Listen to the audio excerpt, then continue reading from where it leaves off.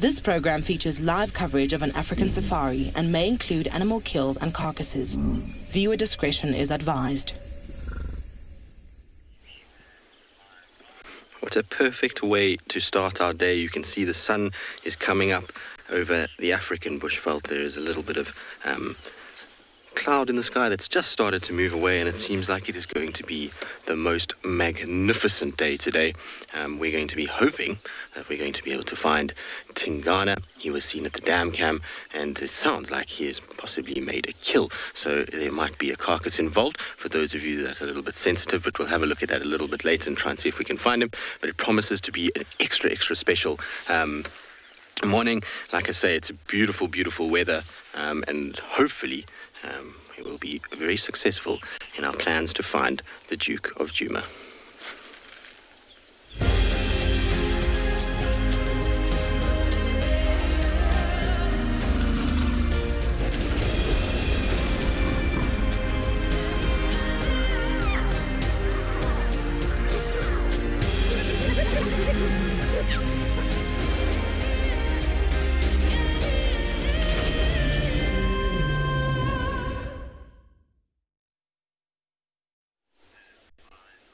Well, just like that, as you can see, we've managed to magically put Tingana on screen. He's in a horrible little spot where there's really only one corridor that we can actually view him. Like I say, if those of you that are more sensitive, he has got an impala lamb carcass. The clever boy is still hunting and able to even catch these small little agile creatures. But he's just starting to feed on it. He's put it up into a tree. That's all his years of experience and knowing that hyenas probably will be around soon, given the commotion that he caused during the course of the morning.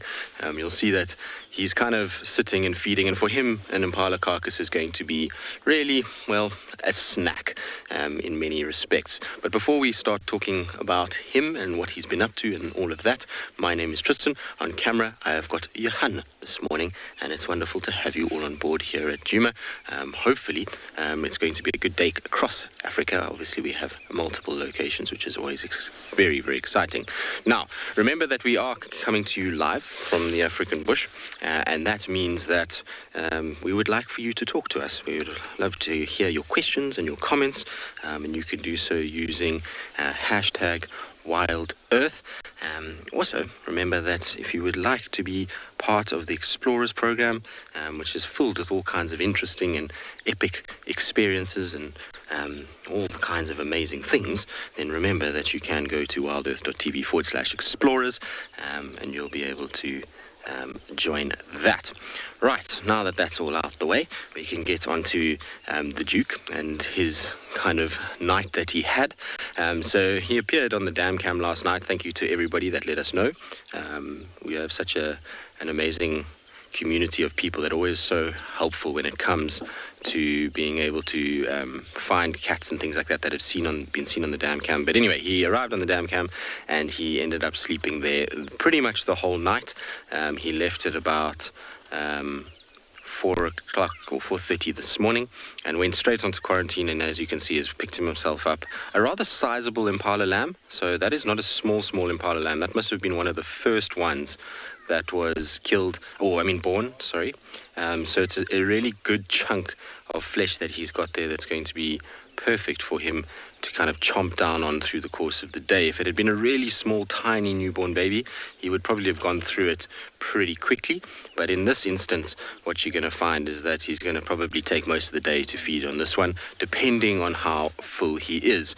But what amazes me about him, and the fact that he's able to bring down these fleet-footed lambs, is that we know Tingana is aging, but I reckon this is all experience that he's managed to cause a bit of a stir in amongst the herd and panic them, and therefore kind of grab one, because the noise that was coming off quarantine and the running of impalas, it just seemed like it was like wild dogs were around in many respects. There was just impalas running in all directions. So I think what he did is he just ran in and created chaos and waited for a lamb to make a mistake and then grabbed it as it did, which is which is amazing. We don't give him credit. We always talk about how the fact that he's, the original sausage that always steals and generally thieves from all the other leopards. But actually, in order for him to survive, he's got to be able to find kills and carcasses and kill on his own accord fairly regularly, which this is perfect evidence of him doing that. But isn't it amazing how his camouflage kind of works? We often talk about leopards and we talk about how their rosettes kind of blend in with dappled light. And you can see this morning with the kind of dappledness of the tree, how if you drove in just the wrong place here and you didn't have this slight window through to where he is, you would never, ever, ever know that he's even here. He is so far off the road that it's impossible for us to have found him if we hadn't had the ability to follow tracks and off-road. And that's what makes, being in places like the Sabi Sands so special, is that we're able to follow and sit with cats like this, even when they're not on the road. It's part of the reason why we also have set game drive times, and that's to be able to give the animals some time to themselves during the day and obviously at night. It's why we're not driving 24 hours a day. It's to give these animals a chance to live their lives naturally and not have to worry about cars or anything like that. So we, have certain periods of the day that we're out. It just so happens that those periods are during the most active times, and most of our animals are very habituated, but still, ethically, it's always a good thing just to let an animal have its own time and its own space to be able to live its life however it would like to. I was thinking also just along the lines of kind of when he was sitting at the pan, so I was looking at some of the footage of him. He curled up right in a little bush, and it was so reminiscent of Hosana. So for those of you that haven't met Hosana or didn't know Hosana, Hosana is one of his offspring with Karula. It was her last litter that she had, so he's a younger brother essentially of Thandi. And Hosana used to, at one point, just sit at that pan day in and day out. Every night you'd kind of find this little ball of leopard spots sitting in front of Weatela and just taking it easy. And then he'd kind of drift off and do his hunting and do all of his other things and then come back to that pan. And sometimes he would spend, 5-6 days just hanging around this pan. And when I saw the footage of Tingana last night, just kind of curled up there, it was so reminiscent of Hosana and what he used to get up to. And it was just in many ways, it was kind of bittersweet. It was cool to see it, and it brings back so many great memories. But on the other hand, it's sad a little bit in a way, because, well, we don't see Hosana anymore, and it was such a great time when we had him there for so long. Okay, well, we'll sit with Tinky for quite a while. It's going to be interesting to see what he gets up to, if he kind of feeds. I might try and reposition and see if we can get a slightly kind of better view than where we are right now. In the meantime, though, let's send you off to Tswalu and Carl, so say good morning.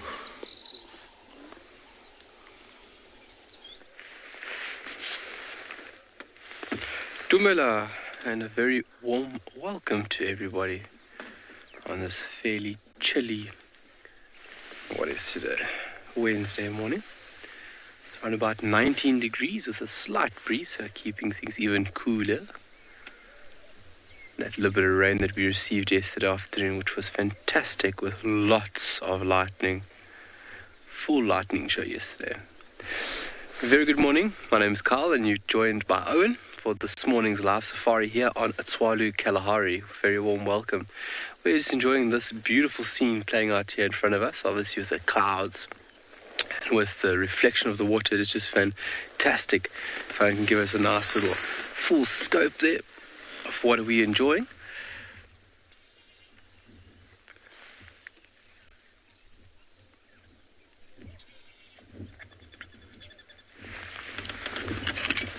Lovely scene. We are going to be continuing the cheetah hunt this morning, or cheetah search, if you said that. And during that time, if you guys want to communicate with us, please do not hesitate. Hashtag WildEarth, or just at FC. For all our young ambassadors, all our young Earth warriors, you can communicate via kidsquestions at wildearth.tv. Crimson-breasted shrike.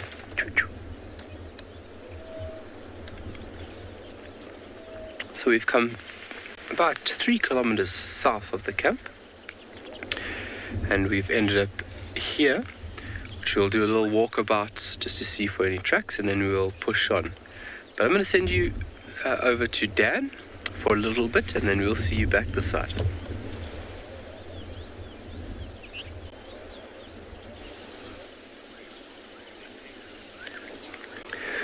Good morning, everybody, and welcome to andBeyond Ngala.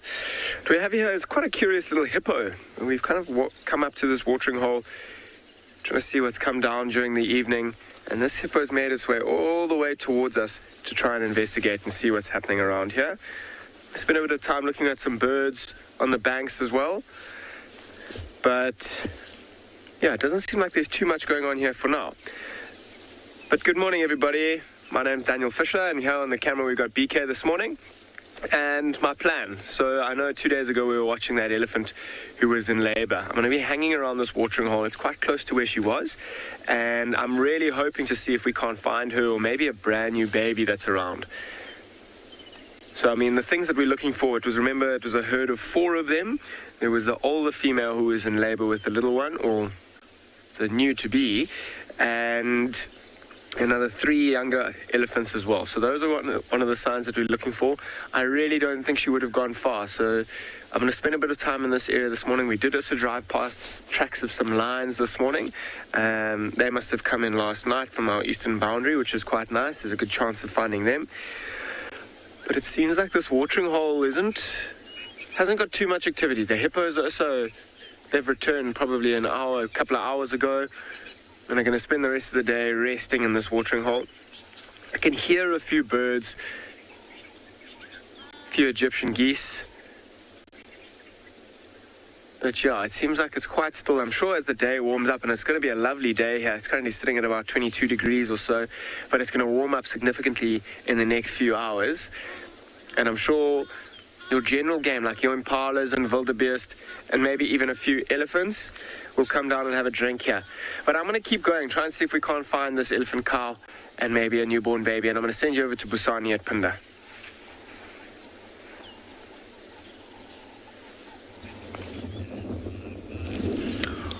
Welcome to Phinda and Beyond. We just found the journey of giraffe. Carry on.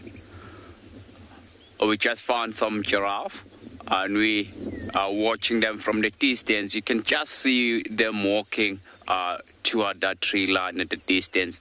And if you look a little bit further than that, you'll see there's a couple of them at the background. Hello, everyone. My name is Busani, and behind the camera we've got Glenn. And it seems like the giraffe that are busy walking away, they're going to walk and try to join the other group over there, or another journey of giraffe. So it's really nice to see them out in the open here. You don't really expect to see the giraffe in this kind of environment because the trees are much shorter and there's not a lot of trees around here.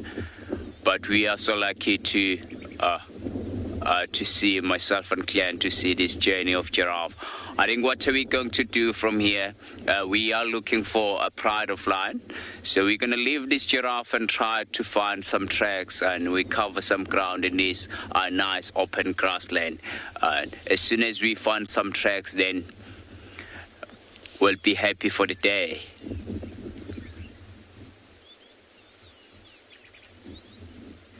You can just see them there at the back as well. You can just see them, the color of the giraffe does stand out very well. And you see the back of their head and around the ears as well. They're quite white. That's a giveaway position of them. I think there's quite a few of giraffe around here.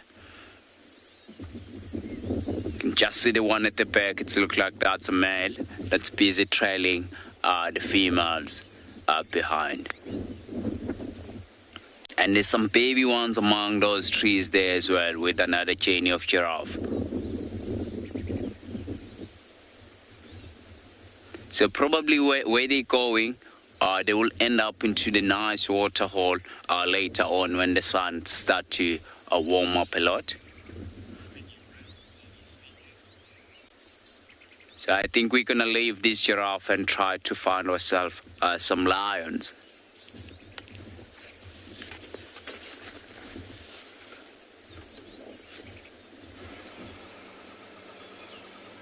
Good morning, fine people. Here we have a red-billed hornbill. Ooh, looking for nesting materials, possibly. Isn't that exciting? Hi, everyone. It's me, Trishelle, and I've got Theo on camera with me. There's a lovely morning on Djuma Game Reserve, already off to a wonderful start with Tristan and Tingana.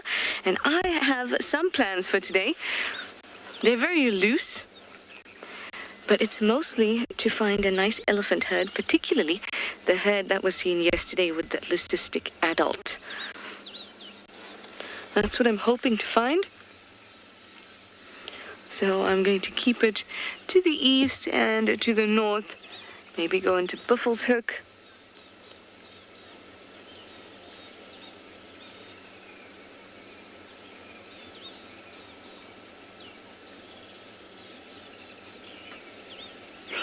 So entertaining to watch these guys.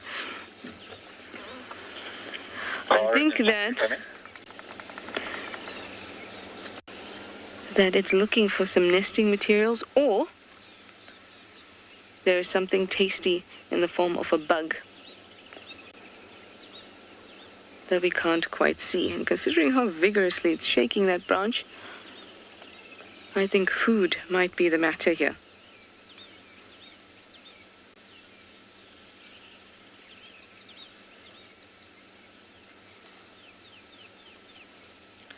So entertaining and often ignored.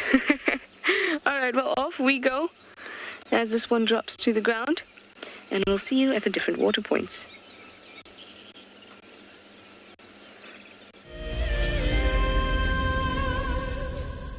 WildEarth is launching our brand new Explorer program with an opportunity to win a very special WildEarth expedition. The lucky winner will get a behind-the-scenes WildEarth experience at the magnificent and beyond Ngala Tainted Safari Camp. The prize includes a 3-night stay for you and a friend with a chance to sleep out in the unique Ngala treehouse. Become a WildEarth Explorer and stand a chance to win this and many other prizes. Terms and conditions apply. Oh, it's going to be in trouble now. Oh, this is unbelievable stuff. Here comes a hippo in too. Go, Impala. There's a hippo coming in. I can't believe what we're seeing here. This is what we normally see in East Africa. It's all over. Hippo leaping at the crocodile now. Everything's gone underwater. Expect the unexpected here on WildEarth daily. An ever-increasing part of the global population is losing its connection with nature. WildEarth is here to reduce people's stress and anxiety, allowing you to escape into nature even just for a few hours a day. However, WildEarth is expensive to run, and we need help from you to keep this ship going. WildEarth Explorers gives you the opportunity to be a part of a program that supports the sharing of nature with the world. Hi, I'm Kyle, and I come to you live every day here from Tswalu Kalahari in South Africa. My favorite bird has to be the social weaver.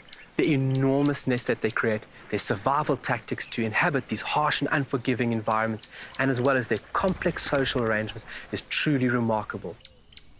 And the interconnectedness with the ecosystem shows us that we are too.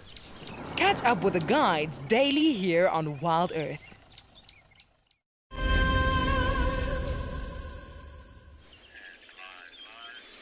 Well, as you can see, we're still with Tingana. We haven't changed position just yet because, well, it's tricky. It's not an easy place that he's in at all. There's, from the base of that tree is a big steep drainage line. So getting kind of viewpoints from various places is not easy at all. So for now, we're just kind of biding our time, and we'll see once the vehicles move and shift a little bit. So we'll be able to try and figure out another angle that maybe we can see his face, because now that he's turned that carcass around, we're not getting too much of that at all. Leopards will hunt at any time. They're opportunistic. Generally, the peak of their hunting, though, is in the crepuscular hours. So what that means is the crepuscular time is basically the few hours before dawn and the few hours after dusk, and a little bit before and after each of those. And so you find that the peak activity for these guys is around sunrise and sunset. So he killed this impala pretty much at sunrise, which is fairly common. It's not something that you don't see. Oh, Tingana. It's just fallen. Unfortunately, you can see there's a vehicle in front of us. So I'm going to try and reposition. Let's see if we can figure this out and get ourselves in a little bit of a better spot. I think he's come down the tree because it's just way too, way too thick, or uncomfortable, should I say, for him to balance up there. So we're going to just try and see. So, like I say, a bit of a tricky spot where we are right now. There's not an easy way to get in and out of here, but I know there's a crossing. It's been a while since I've been down here, but I know there is a crossing somewhere in this general vicinity. So hopefully I can find, there we go, just looks like a way in here. That's what I love about these little Land Rovers, is that they're able to go into places that everything else battles to do. But as you're going to see shortly, it is incredibly thick in this little section. So let's just go in here slowly and just see if we can get ourselves in. Just got to make sure we don't impale anybody on this buffalo thorn that is sticking out. Now I've got a thorn tree that is poking me in the leg, so just give me a chance to get through here.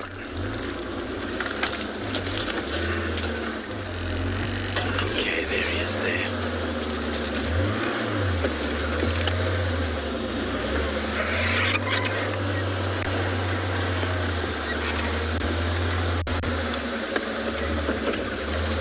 So it's not a great view for now. I'll reposition just now, but we can see him.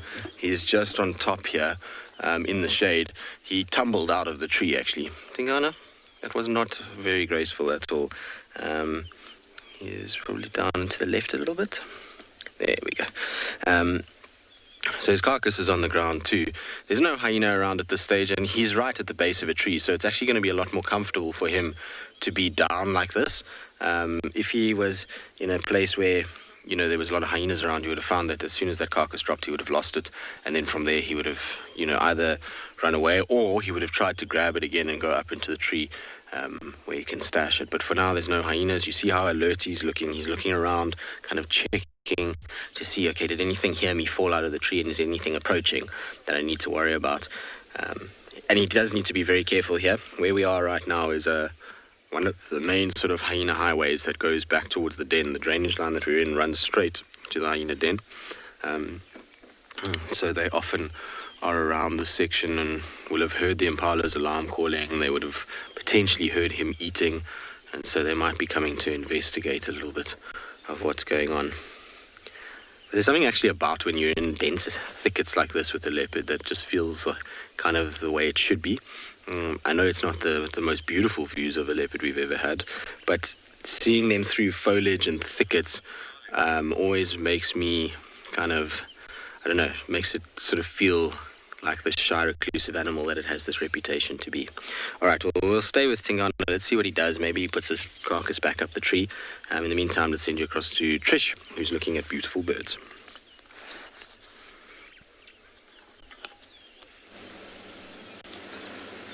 That block and that drainage is so deep. Often Shadula used to take us through there, and I've been stuck there before. Here we've just seen one Birchall starling trying desperately, this one, to eat the remainders of what looked like a very dried up gecko. It looked like gecko biltong at this stage. Then it abandoned it, and another Birchall starling came along and tried its luck with that biltong gecko. Each were unsuccessful with being able to get it down. We're looking at the lesser appreciated birds today. I quite enjoy that, because we see them so often and they're so common we tend to forget or spend less time with them. So we never forget how beautiful they are and how important they are, but we tend to spend less time with them.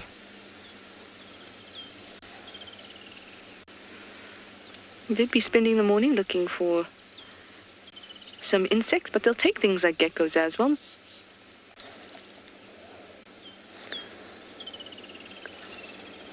Some of them will even take little mice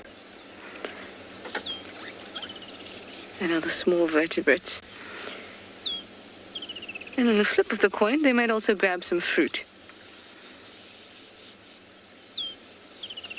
My favorite thing about them has always been their colors.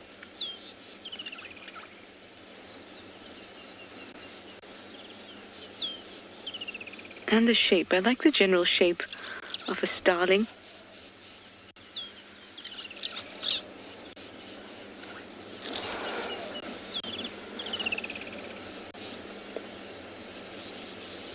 Where'd your friend go?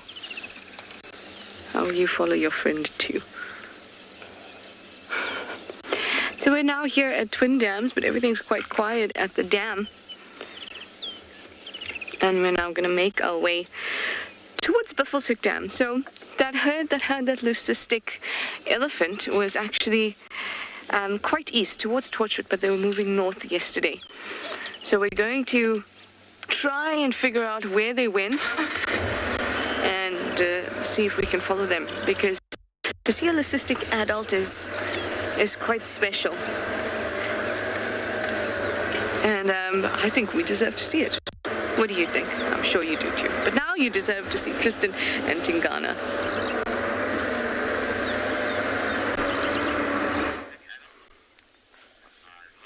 I think so too, Trish, and I think Trish deserves it probably more than most. She's been kind of pining to see a nice herd of Ellies the last few days, and apparently that herd that Ellie is in is a monstrous herd. The guys were saying that there's about 75 elephants in that particular herd with this leucistic adult, which is interesting because most leucistic elephants that we see, those kind of pink or patchy colored elephants, are generally very small babies. You seldom see them as adults, so really, really cool if Trish will be able to find it. I'm sure it must be somewhere there, and we'll be able to kind of pick it up, and I'm sure she'll be super happy to see it. I've been fortunate in my time to have seen a number of different leucistic elephants, and it's quite interesting with them. Unlike leucism in let's say the lions, where the entire body is a certain coloration, elephants become super patchy, so and super variable. So you'll find that you have some little ones that are pink all the way through, and then you'll get others that are completely normal coloration, but their eyes are a different color, or you'll get some that have blotches on them. So it's really kind of variable within them. It's not as sort of standardized, as, if you want to call it that, as something like the white lions. But interestingly enough, there was an elephant that we used to see in the southern part of the Sabi Sands, and I'm hoping that one day we'll get to see it here at Djuma. It is the most incredible elephant. It has got the most blue, well, when I say blue, sapphire blue eyes. It looks a little bit weird at first, and you don't really notice it, because often elephants with their long eyelashes and the shape of their head, it shadows their eyes a little bit. But if you can get it in the right way, and you get the right light, it has these unbelievable eyes. It's the most incredible looking creature, and I've always wanted to get decent photographs of it. And the times that I saw it, I managed to get some pics of it, but they were never great. They were never kind of what I wanted. It was always early. It was in the early days before I kind of had a lot of the stuff that would allow me to get a fairly decent picture out of it. But that elephant is absolutely beautiful. I know there's quite a few photos that have been posted online of that Ellie from the various different camps. So hopefully one of you delightful people will be able to find a photo somewhere and post it up on the social media platforms that we use for others to be able to see. Amazing. Now, as talking about beautiful eyes, we've got somewhat of a good spot here. I mean, there's a lot of vegetation in front, and if he goes to sleep, it's not going to be ideal, but there's this just perfect gap where his eye is just hitting every now and then. And like I said earlier, there's something about seeing a leopard behind vegetation that just lends to their entire persona as these individuals that like to be kind of in the thickets and hiding, which we know is not really the case here. We're super fortunate that our leopards don't hide from us for the most part. I mean, some days we feel like they do, but for the most part we're pretty lucky in that we don't have to worry too much. But generally across the sort of world where they occur, this would be kind of a sighting that would blow people's minds, because leopards typically would be in thickets like this and trying to just kind of hide a little bit and avoid detection. Their entire life is based off being an ambush predator, and so when they are seen, it almost goes counterintuitive to their entire nature as an animal that's supposed to be hidden and not seen. We see it when they get shouted at by prey animals, that they like to trot and try and get in behind something until everybody leaves them alone. So it's actually incredible that they allow us to be able to follow them the way that we do.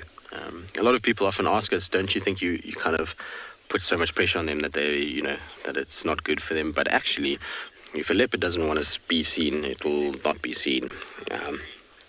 I can promise you that right now, when I've followed leopards where they just don't want to be seen that day, and they will disappear within 5 minutes and you won't find them again.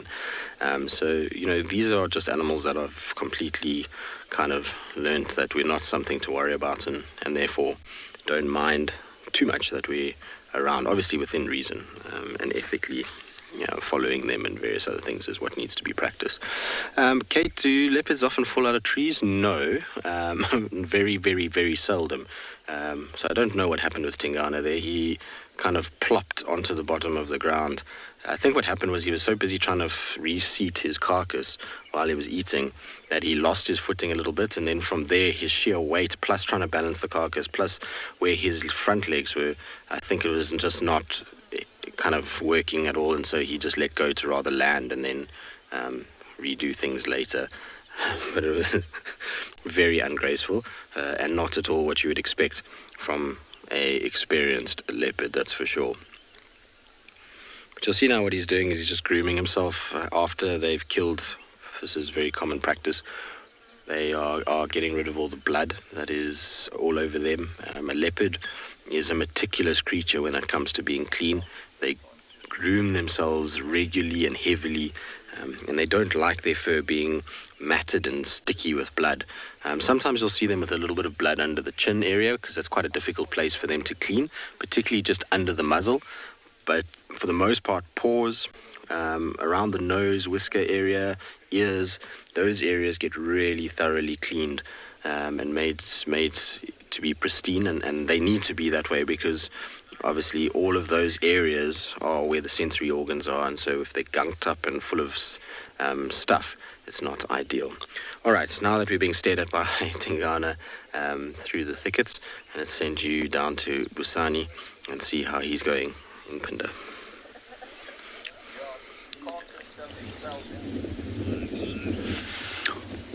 I have found the pride of lion that I was looking for. And you can just see there's 3 young male calves or Sabi in front of us. And there's mom at the back. So there's only one lioness with these 3 Sabi. So probably the rest of the pride are not very far away from here. But she's been spending a lot of time away from the rest of the pride. So there are 2 big females that are missing in this pride and 2 calves.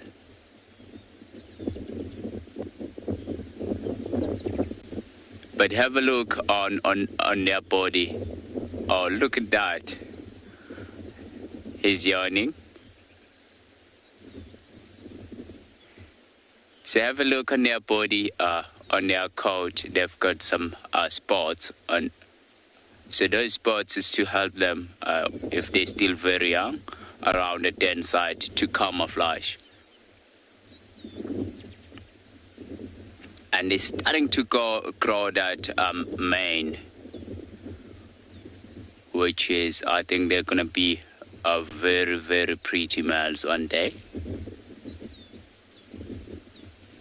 And it's nice and cool now, and they're happy to be out here in the open.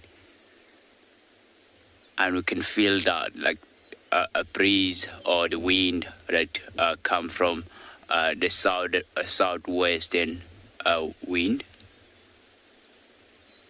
So my mistake, northwest wind.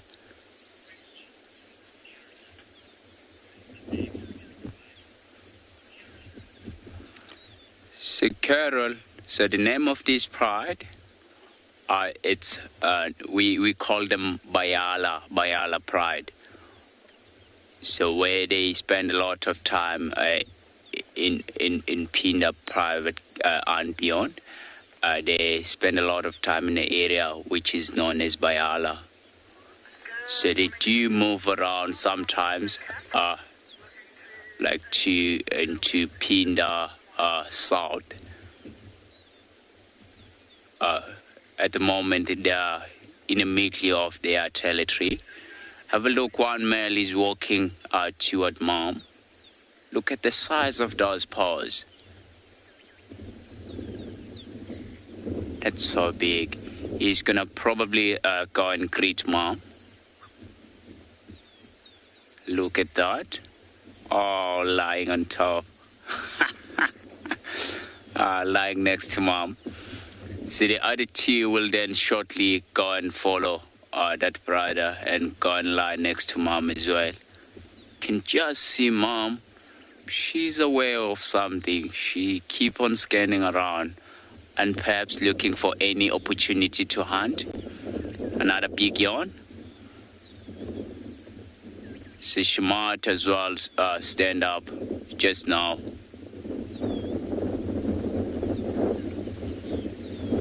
So, since I found them, they never put mom. She hasn't put her head down. So she's busy looking around and looking for opportunity to hunt.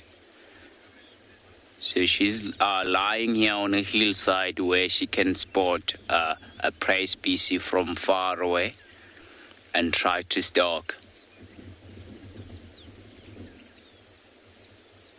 Look at that, she's grooming a son. Oh, she's up. There we go. So I think she's gonna start walking probably to that tree line at the background. So in this time of the day, she wants to get into the dense vegetation whereby she will be able to ambush or stalk at the warthogs or nyalas without being spotted. Because in this area, it's quite open. She's still looking around. She wants to make sure that if she do start walking away, and no other prey species will spot them. Because if the prey species does see them, and it will let all other animals in the area that there is a predator, and the chances of her killing something or catching something are very slim, because all the animals in the area, they will be aware that there is a predator in the area. Look at that.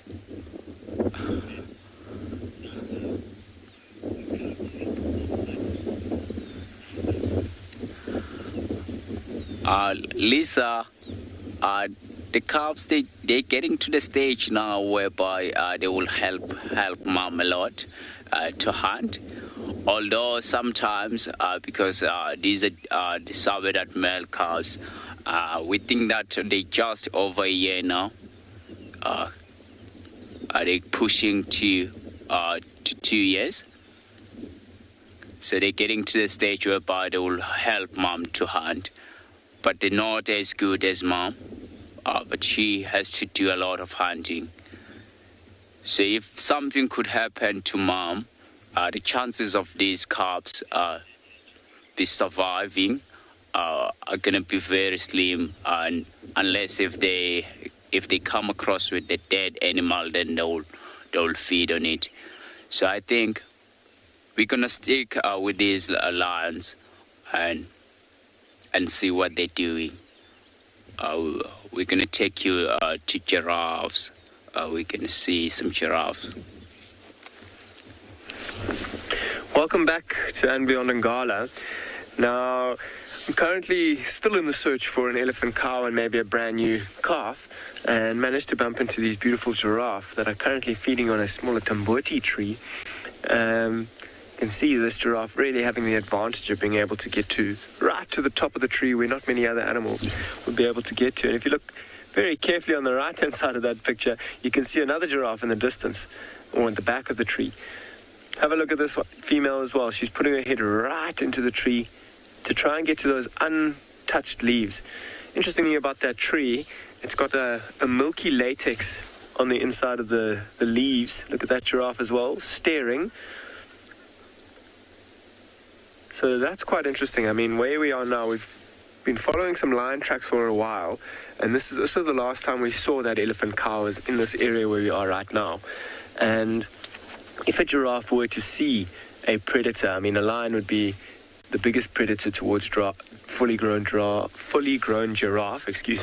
like this. And if she did see something that she wasn't comfortable with, she would stare. They've got incredibly good eyesight, and with that long neck, a really good vantage point as well.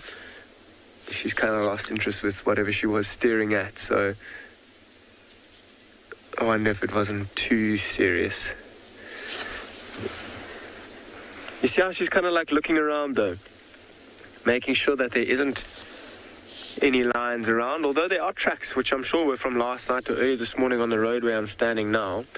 And just with the relaxed behavior of these giraffe, I don't know if they're so close. I might have to keep going and look for the lions. And while we keep going, keep a real good lookout for that elephant. I mean, these giraffe, we were with the Birmingham Pride yesterday, and there were 11 of them and 18 in total in the Pride. And a giraffe like this will last them a couple of days. It'll be an ideal target. And they'll try and chase these giraffe into a thicker area where there's lots of bushes, kind of try and trip them up if they can. I mean, a giraffe's best defense is its kick with those big legs of it. Let's see if we can't move back a little bit and put these giraffe back into focus. Oof, as I moved back, the one came into focus around that tree, so I'll go back there. BK, sorry. Happy there? Look at that tongue. Cleaning its nose. You'll often see that tongue almost working like a hand as well, like gripping around leaves and stripping them right off. It's amazing. There's a little bit of hide and seek at it. That one just kind of popped around that tree. That is the tree where the first one that we saw was feeding on as well. Have a look at those ears, always moving, listening, but relying mostly on their eyesight to see danger. I'm going to send you somewhere else while I keep looking for these lions and that elephant cow.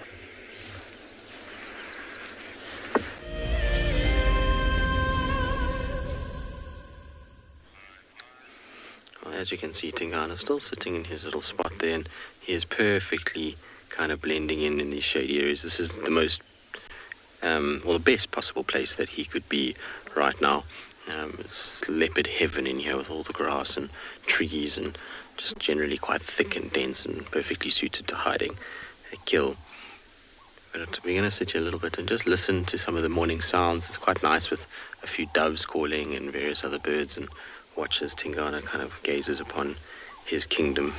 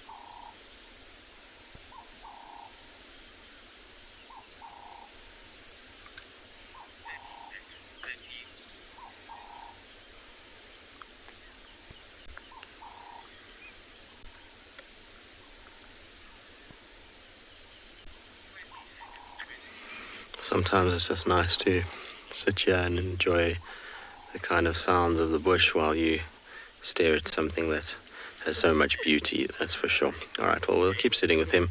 We'll see what he gets up to. Hopefully he's going to go back up the tree at some point.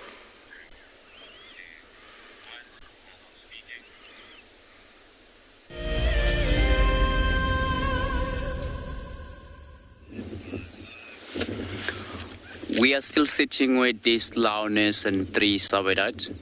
And the Sabidat males, they have joined mom, just lying next to mom. And since we've been with their mom, she hasn't put her head down, which is a good thing. She's still looking around at the distance for any opportunity for her to hunt. You can just see she's changing. And she's now focusing on something. She's changing her head side to side. And she's focusing with her ears forward to try to pick up any movement that she can hear.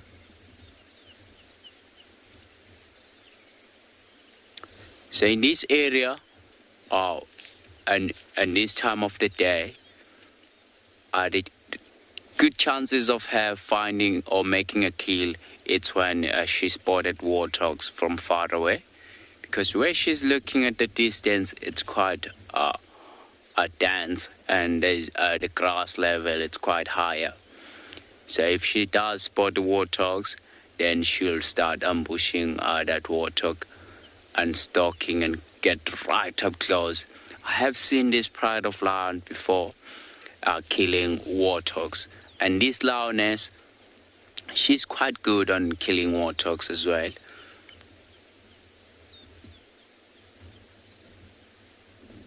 I'm so lucky to get to spend some time with this Lowness mostly, and she's quite a well-known hunting warthogs.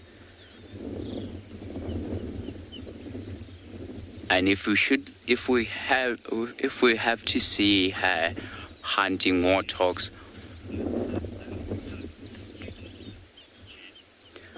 Jan, these Habitat cubs, they're so cute. You can just see there's one here on the right hand side. You can just see where the mohawk is starting to grow that mane. He's gonna be impressive one day.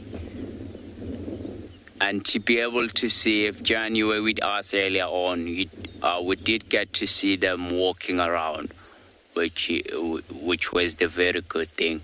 It's really nice to see them moving. And because mom, she hasn't put her head down, so good chance that she will spot something and start walking away. If not, then the sun will get really hot. Then we'll get to see them walking into the nice shady spot for some cover.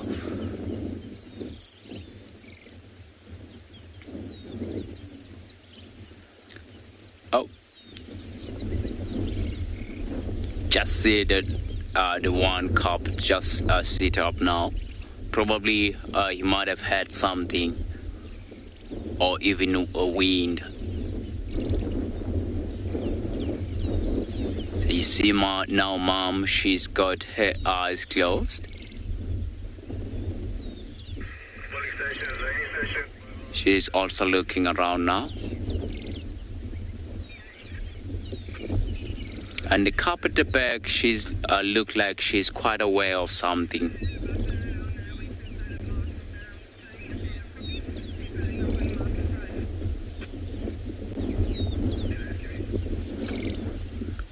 Was saying earlier on, if we can't get to see her managing to catch something, which is most likely will be warthogs in this area and in this time of the day, and because the warthogs, they've got very strong muscles around the neck, and sometimes they will start eating while the warthog is still alive, and the amount of noise that they do make, it is amazing. But poor for warthog. She's still looking around. But if I do scan around, I can't really see what she's busy looking at. And it's a good weather for her to be walking around or stalking around. Whatever she sees around.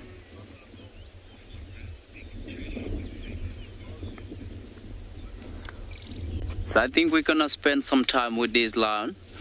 And we're gonna take you to Trish with some hippos.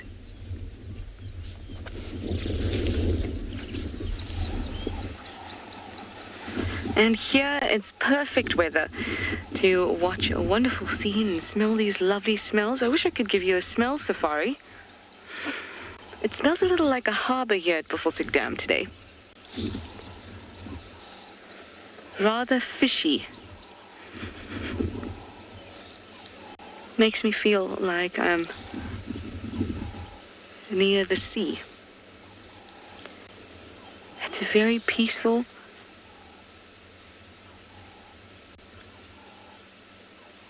we have all the usual birds around and our hippos.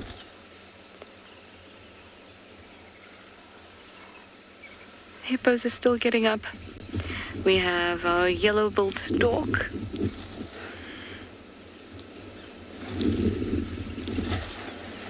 Our saddle-billed stork is nowhere to be seen, though.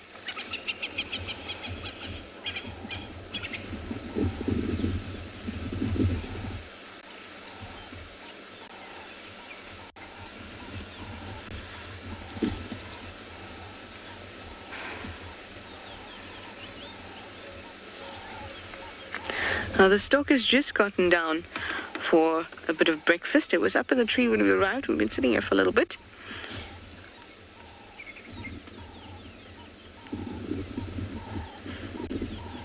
So maybe it'll be particularly hungry and everything would have been unaware that it has woken up in the water. And maybe we'll get a hunt.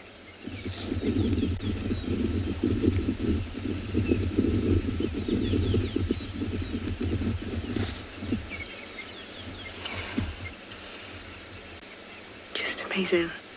Beak open, ready to snap as soon as anything passes through. And it feels just the slightest movement. There we go, shading again.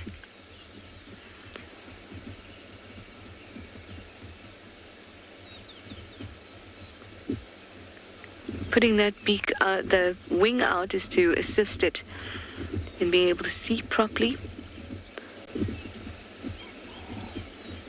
So it sticks the wing out in the direction of movement. And that shades the head area.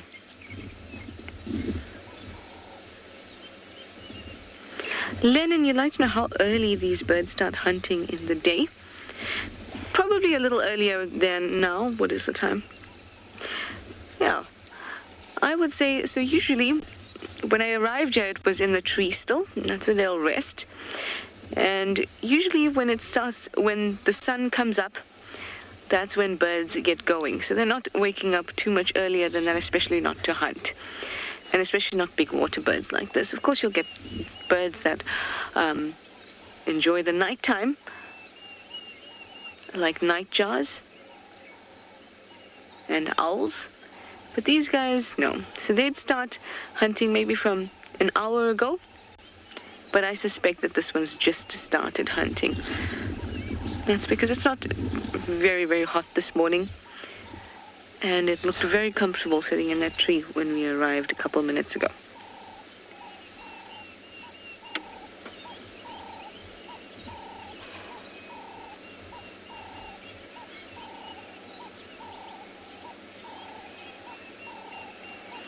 And Linda, you say you love storks and the way they fish. So do I. In fact, they almost look a bit like they're stalkers. The way they have their beaks open and they move so slowly, like I'm watching you, and then snap.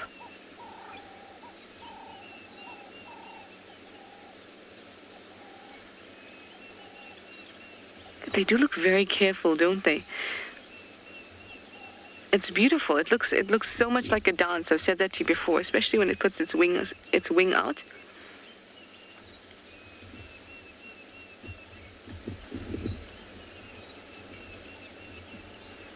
Slow and deliberate and patient.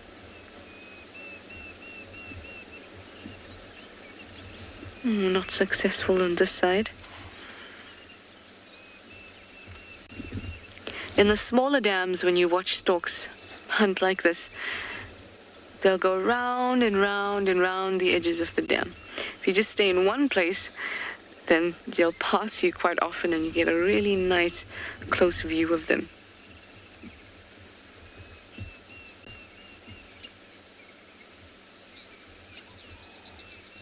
Look at those legs, perfectly poised, like a ballerina.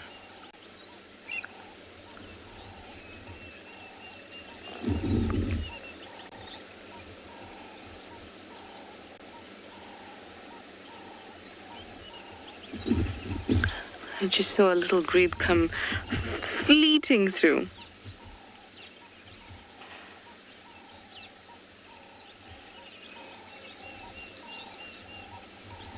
Lisa, you said that or you're asking if I see infanticide in these storks because it's common in white storks. I can't say so for these ones. For these ones, the nest is built by both the male and the female. Both sexes incubate eggs. And although they can be aggressive to intruders, and so can little chicks, I'm not sure that I've seen or heard of infanticide in them, at least enough for it to be described in textbooks. I've definitely not seen it from experience.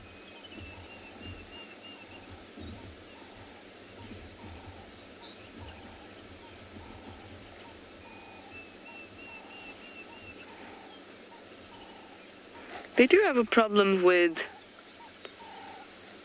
other birds taking their eggs and their chicks, especially big predatory birds, and of course them being a water bird, the big predatory bird that would be around their environment would be a fish eagle. Fish eagles have been known to take their eggs, which must be quite a curious thing to watch.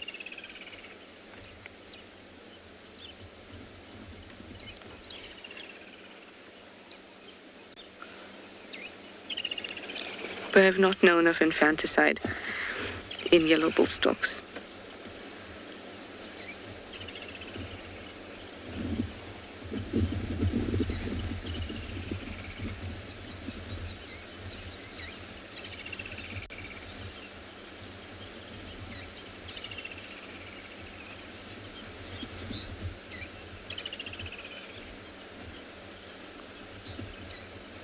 You might often see them in pairs as well, but this one we've only been seeing singly.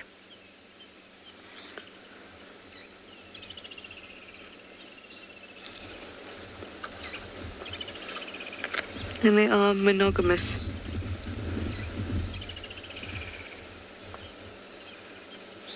Of course, that means that they stay together for a breeding season. Doesn't necessarily mean that they stay together for life.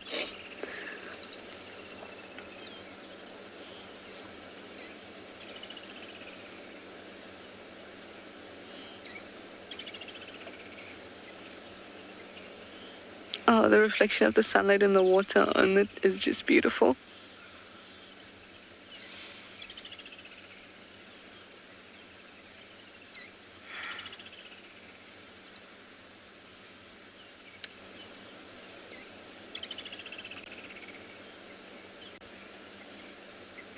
Oh, look, it's our grey heron. That looks like an awkward meeting. Each one look away like we don't know each other. You have long legs, I have a long neck. Anyway, let me send you back over to Tristan and his leopard. I think I'm going to stick around here and see what happens.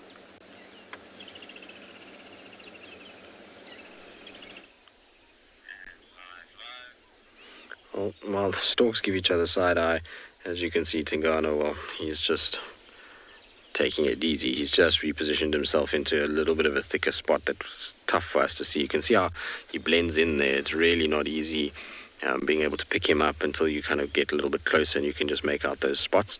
He keeps looking up into the tree, so I'm hoping he is going to go back up. For us, there's no other way to view him other than where we are right now. There's another gap on the other side, but there's somebody parked there, so we're just going to have to be patient and see what happens. I suspect at some point he might take this kill back up the tree and then come back down and have a proper nap. But for now, all he's going to be doing is looking around and taking it easy. He keeps staring to the south of us, and I'm intrigued by it because when I was driving here to come and kind of join and see him, I found tracks for a female, so I don't know if there's a female leopard also somewhere hanging around or if it was a little bit earlier in the night. I didn't look at the tracks very well because, well, like I say, we weren't going to be tracking them, so I just saw them there. I think, though, that they were from earlier last night. I don't think they were that fresh. They certainly didn't look like they were shining.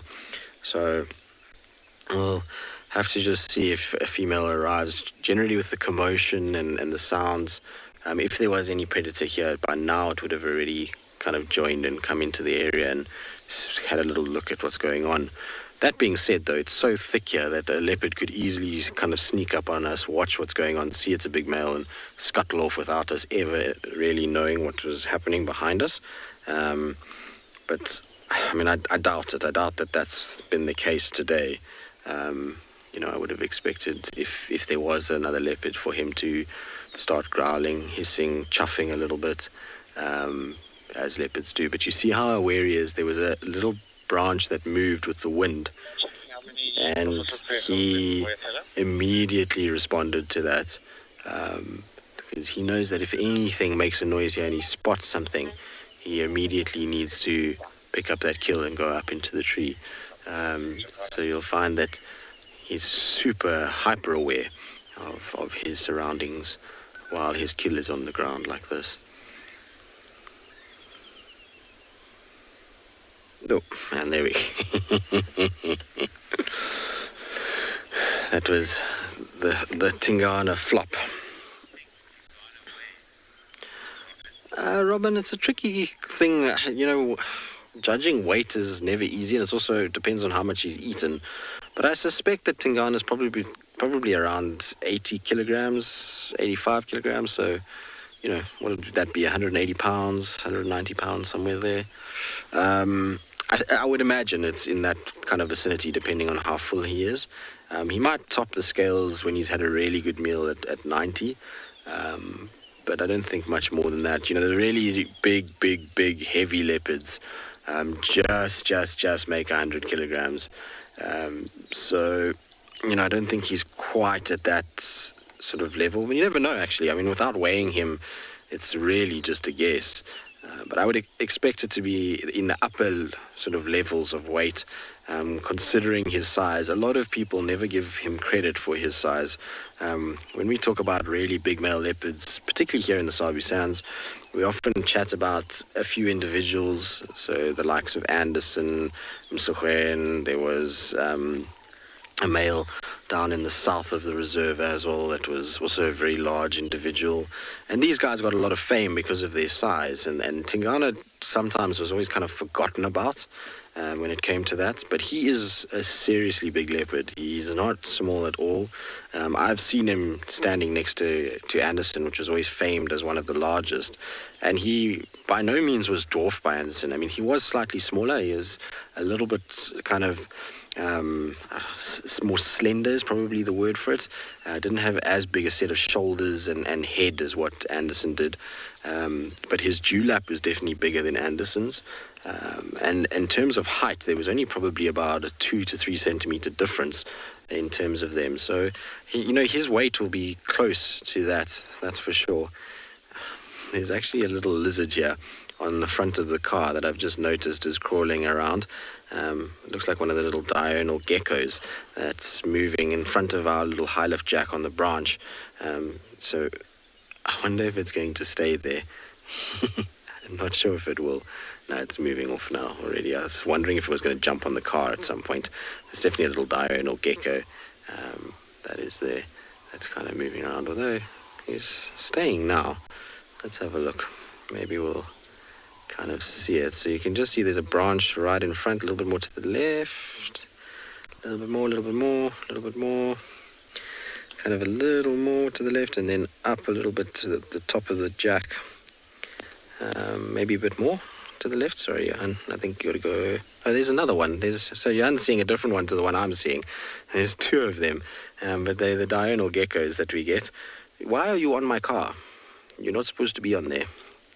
Because now I'll have to feel bad if we have to leave the sighting. We can't leave him on, especially if maybe the other one is its partner. But you can see how it's running along a super smooth surface.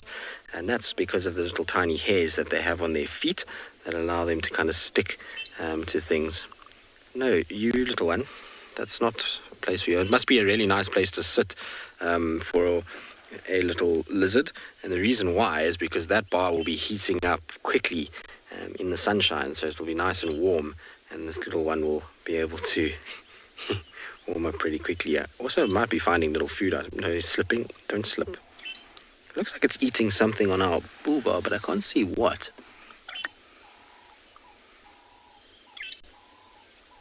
What are you up to?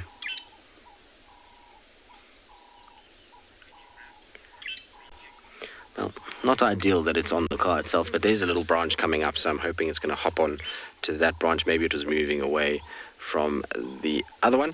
In the meantime, though, we're going to stay here. Hopefully Tingana will eventually decide to resurrect from his slumber and do something for us.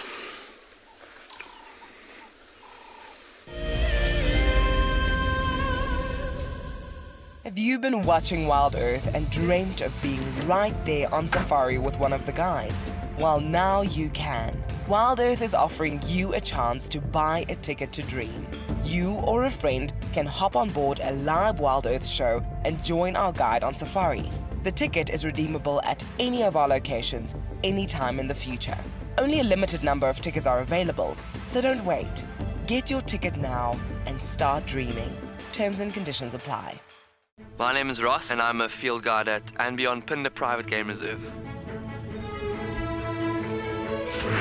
I love getting questions from guests on WildEarth because I love sharing and learning information about nature with new people, and it also makes me feel like you're all joining me in real life.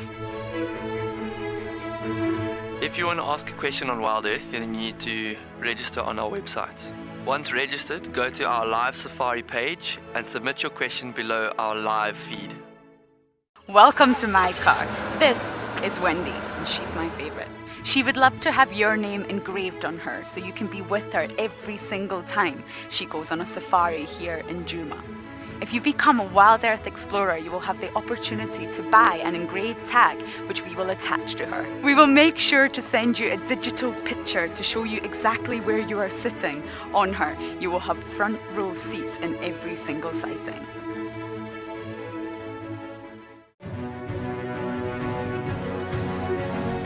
Hello, boy. You are a monster. And he's coming right up to us. Hello, boy. Oh, settle down. Settle down. He is very, very close. He's pushing his trunk against the car. You can feel the car moving. Hey, hey, hey, hey. Stop that. Expect the unexpected here on WildEarth daily.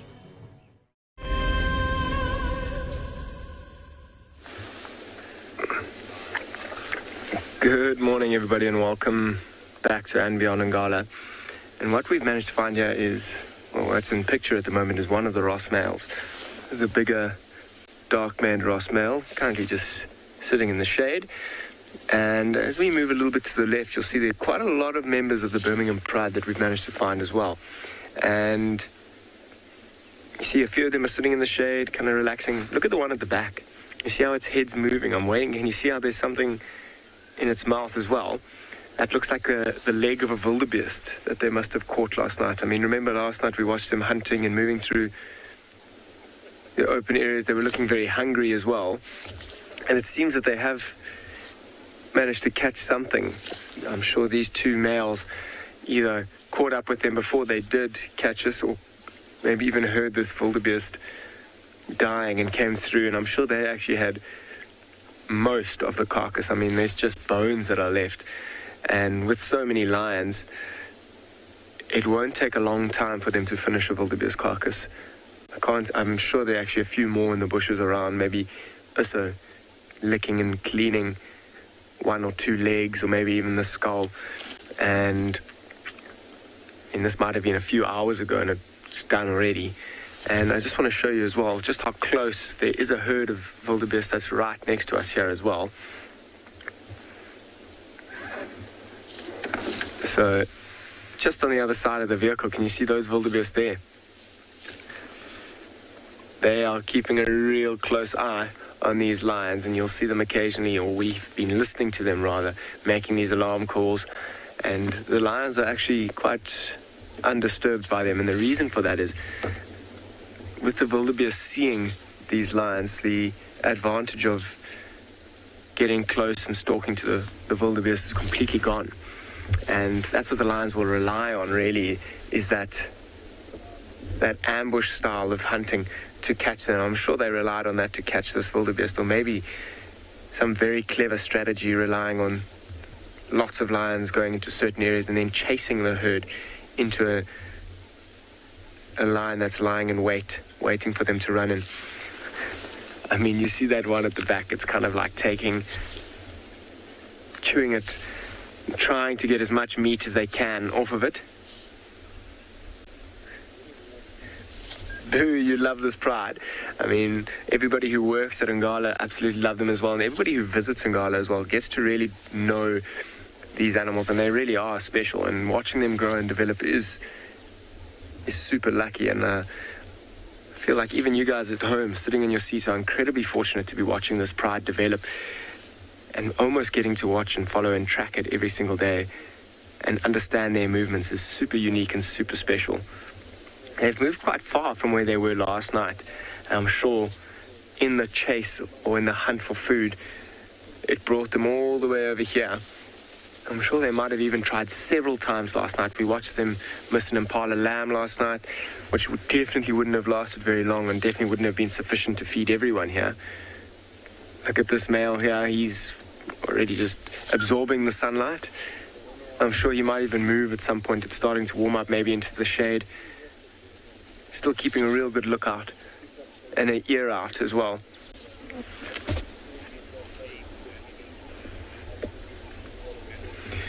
Morgan, where does the name Birmingham Pride come from? So just to our west, in fact, sorry, I nearly said east, but it's to our west. There is a property that many years ago was still named Birmingham, but these lions were first seen coming in from that side. So we named them the Birmingham Pride after the property that they were born on and after the property that they came from. They would have been English people, and they named their farm or their plot the Birmingham plot or Birmingham farm. So that's where they've come from, and that's how they've got their name, the Birmingham Pride.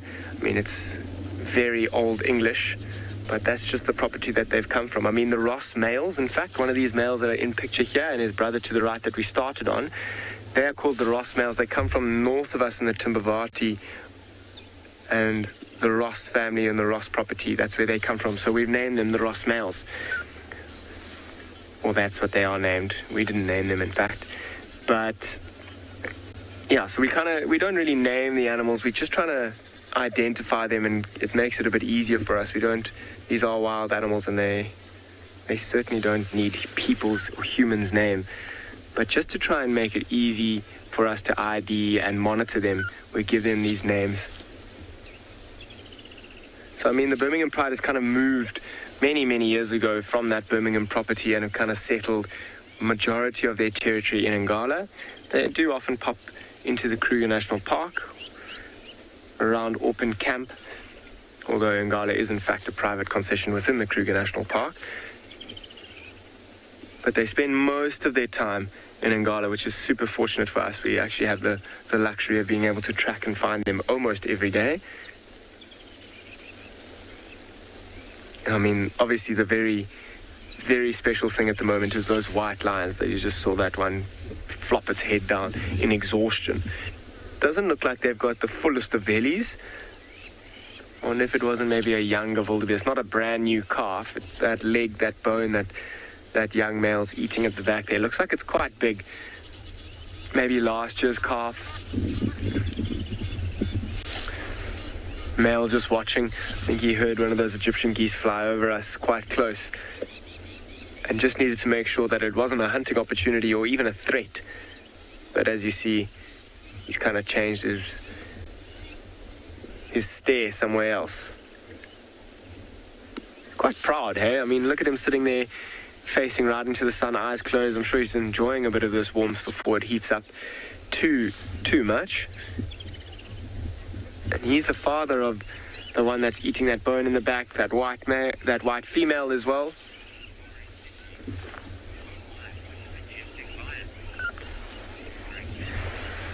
Safari Kitty, what a majestic lion. He's kind of showing off. I think he knows just how majestic he is, and he's sitting there almost in that kind of sphinx pose, loving the attention, I'm sure, but incredibly majestic and incredibly proud as well. And they've done super well to father as many cubs as they have. Crowned lapwings just flying over. And they've done incredibly well to defend this territory as well over the past few years. It's generally a territory that's been dominated by coalitions of more than 2 lions. So it's been quite tricky for these 2 males to keep other males out. And the reason that it's or one of the bigger reasons that there's often more males that are in charge of this pride is that it is prime lion territory, and it's a large territory as well. And the more lions you have, the easier it is to kind of patrol and get numbers out and make sure that there aren't other lions sneaking in around you. So, I mean, this male here, he does feed with the pride, but he often spends a lot of time away from the pride, even hunting for himself, or the 2 males together hunting for themselves. One of the biggest jobs, I don't know if you can hear that crunching on the bone.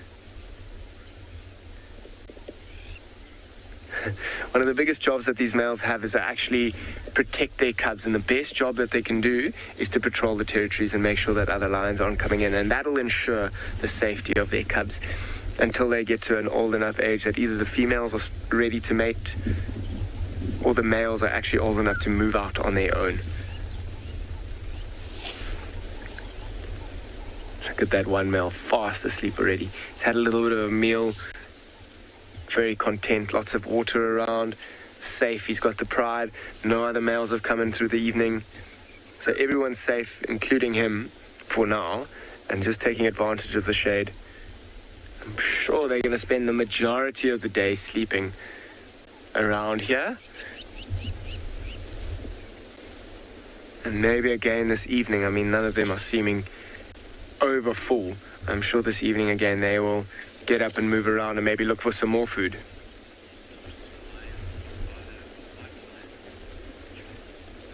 Joel, what percentage of lions in Ngala are white lions?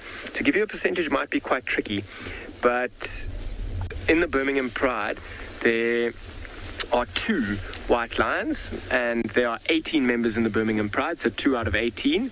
And then, I mean, that's not the only pride that we see through Ngala. I mean, yesterday we saw 2 females from the Squirrel Pride that were around. They were feeding on a wildebeest carcass.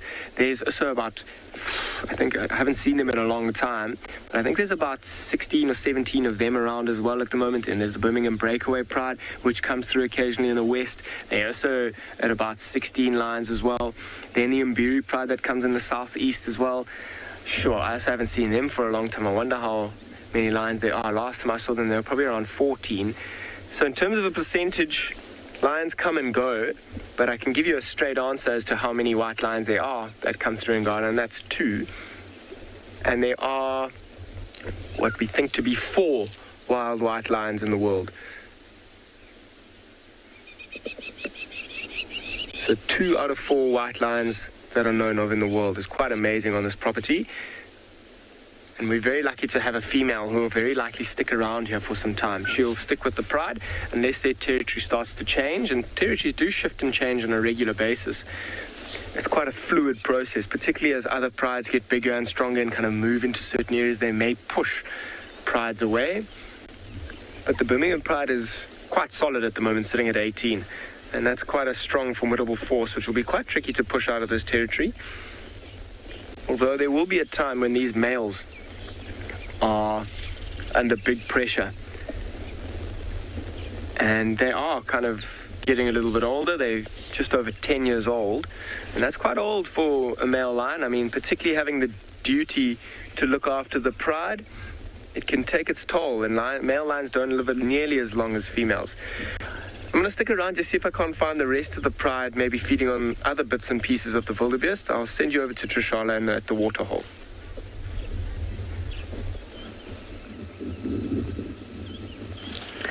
We were hanging around here hoping that we'd see something special. So we know that there's lots of hippos in the dam, but we've only been seeing a couple surfacing every now and then. So we were hoping that we'd see more of them and that they would do a belly roll for us like they did last night. That was really, really, really cute. One of the adults just rolled onto their back and popped their belly out, and all four legs just popped out. And just saw floating legs. It was quite strange and cute at the same time. So we've just been enjoying the peaceful moment here, hoping that the hippos would do it for us again.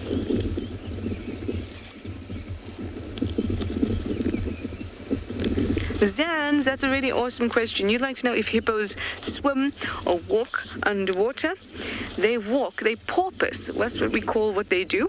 So they'll walk along the bottom of a riverbed or even in a dam like this, and then they'll kind of push themselves off. You know how you would push yourself off the walls of a pool when you reach the next side?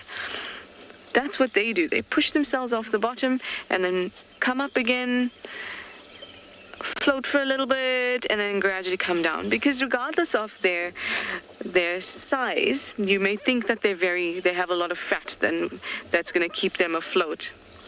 But in fact, it's not the case. So they porpoise. Anyway, Tristan has the best luck this morning. There's some wild dogs with him. Go over and have a look.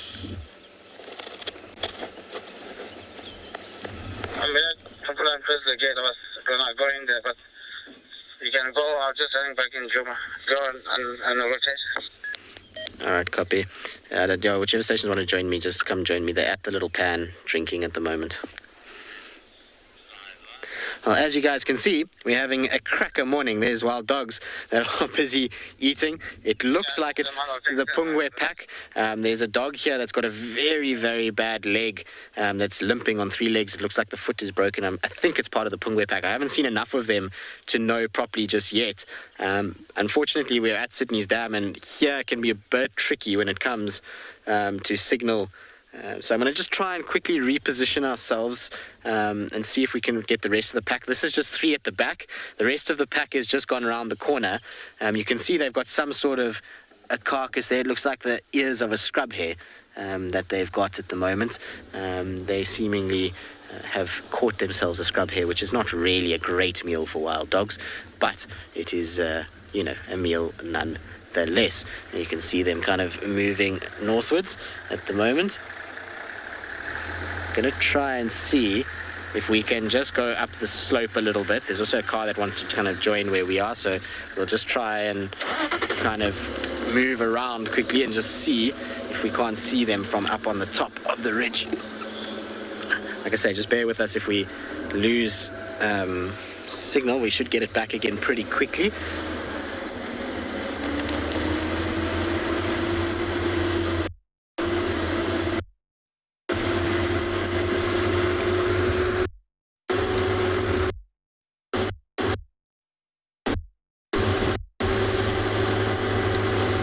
So we should have signal from up here, and it should be a lot better view. We should be able to see all of the dogs from up here.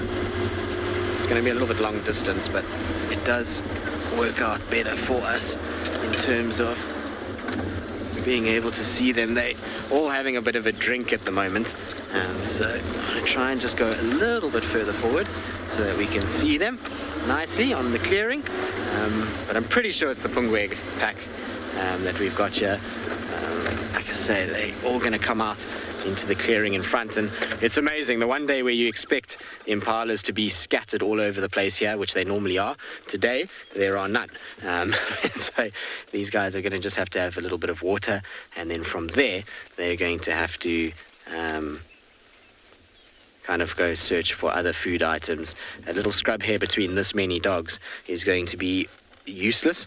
It's not going to be able to feed this pack at all. You're going to find that they are going to be very hungry still. It's such a pity we can't get down into that dip. As soon as we go down there, that's the bowl of no signal, unfortunately, but because it would have been so nice to see that whole pack lined up on the edge of the water drinking. But from up here is still fairly decent, that's for sure. Awesome. It's been so spoilt with wild dogs the last few weeks. We've really been kind of seeing more than our fair share of them. It's been absolutely amazing, actually, to have the two different packs running around. And there's a third pack that's also been sighted to the west, which is called the Ottawa Pack. They've been seen a little bit like west of where we are, which is obviously pretty crazy that there's another one that is there. Now you might see a vehicle kind of coming into the shot. I do apologize if there is a vehicle coming into the shot. It's just that they're trying to position themselves in order to get the dogs drinking, which is fine. It's not a problem if they just kind of cross through at some point. Very, very, very cool to see, though. Unfortunately, though, that where they're heading, you see this dam wall in the background. On the other side of that dam wall is the Manuleti, and so I expect that they're going to go straight into the Manuleti, and we're not going to get too long with them.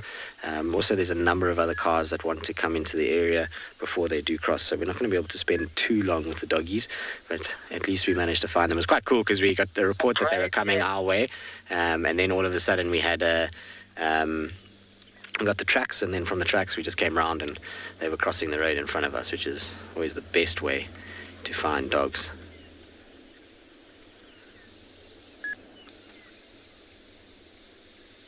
But I'm pretty sure it's the Pungwe pack that we've got. I don't see any individual with a collar, but again, I mean, they are miles away from where I'm sitting, so seeing anything from there is going to be a little bit tricky. I'm trying to see if I can find my binos. I don't know what I've done with them. I'm going to have to look for those. Not sure where I've put them. But there's definitely no sign of a collar dog that I can see from here.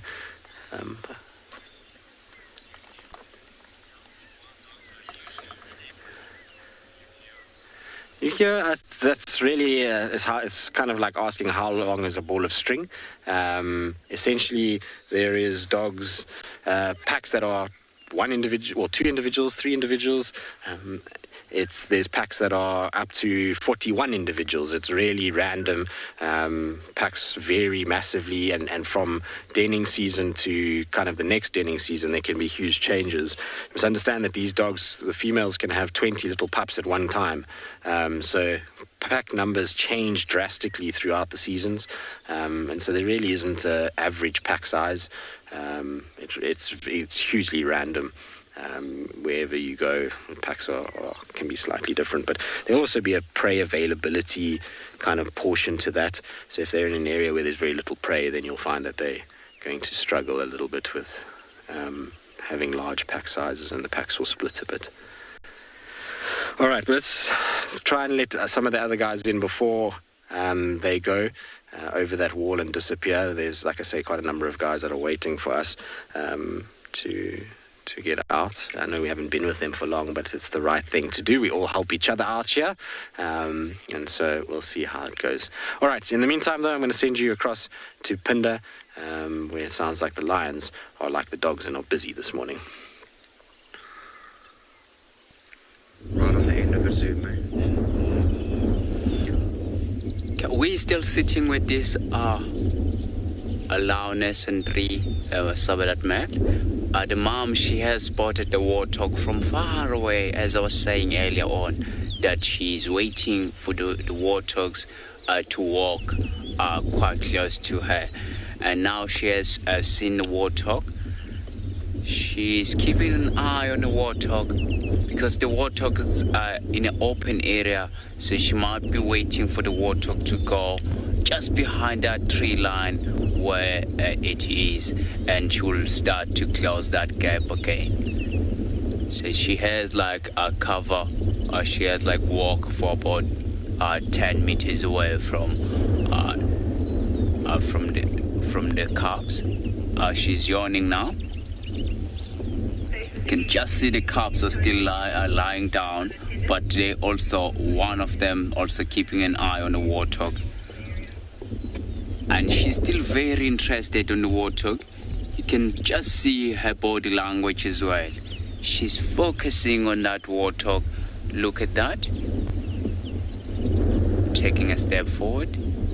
She's waiting for the very good opportunity to go close and close that gap.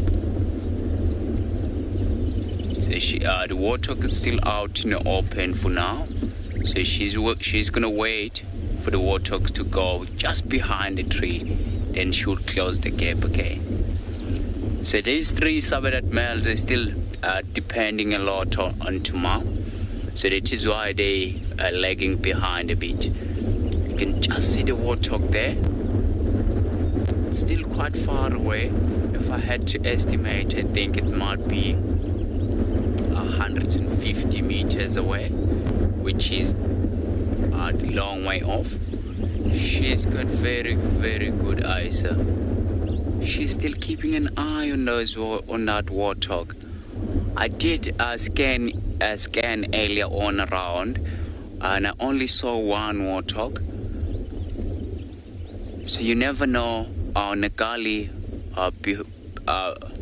between her and that warthog. There might be more warthogs, but the only warthog that I can see is just the one that she's after.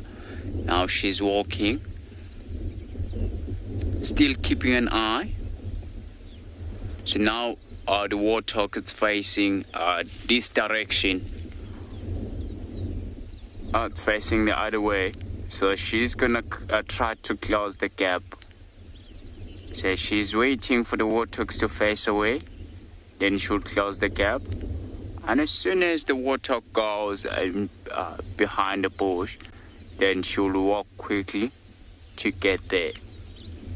And now the warthog is facing sideways, and she's got a bush between the small bush between that warthog and the lion. So she's gonna close the gap again. She just sit up now, and now the sun is starting to come out. But I think the reason why she's not going straight there, I think it's because also the wind, it's blowing from the lion to the warthog. So the warthog might smell her if she's coming. It is why she's waiting for the right time. And the cubs are now going forward slowly as well. You can just see her now. She's starting to move to close that gap again. She's gonna try to close the gap as quick as she can, and obviously without being seen by that warthog. Wow, we were waiting to see some action, and now it's getting there. It's the right time to see the action. So now the warthog has stopped feeding. It is why she also stopped walking. So she's gonna wait for the warthog, or the warthog is moving away behind the bush. And just see the warthog going behind the bushes. I think it's because of the wind. So the warthog can obviously smell that there is a predator in the area.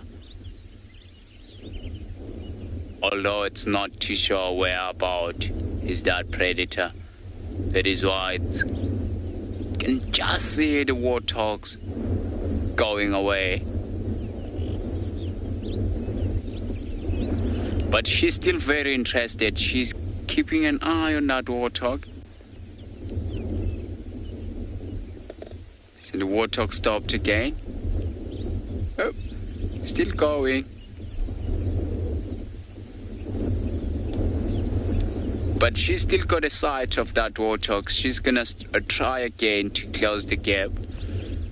Probably she's waiting for that warthog to start grazing again. Then she'll try to close the gap.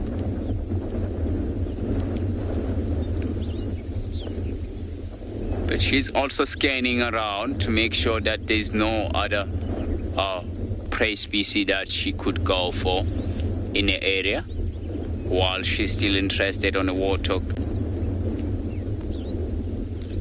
You can just see the warthogs. It's going further and further away now.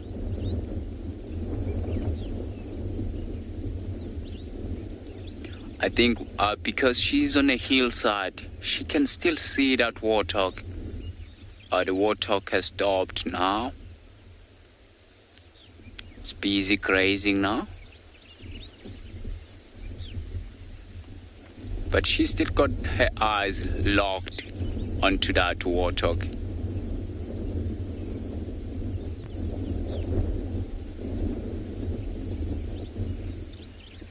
And she's still very interested. And all the cubs are still lying down just behind. The warthog is busy grazing at the background.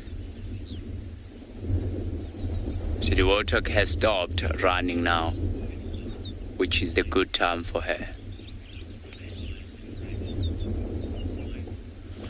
So Mark, the warthog, they don't run faster than the lions, but the lion can run only the short distance, only the short period of time.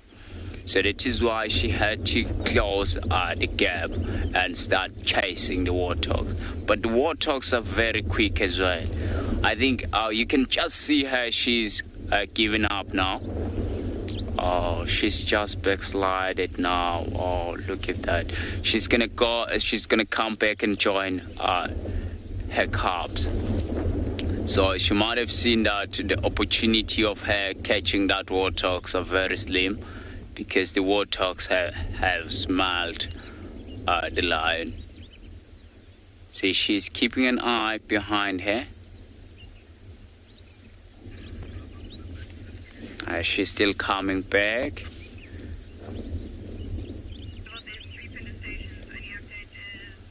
And warthogs are so quick as well.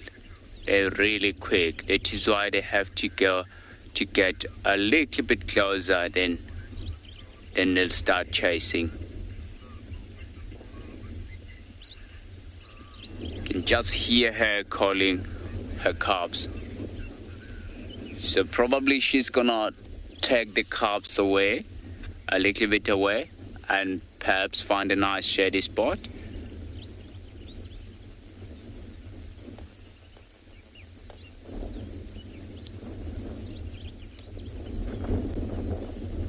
There we go. She's still looking around.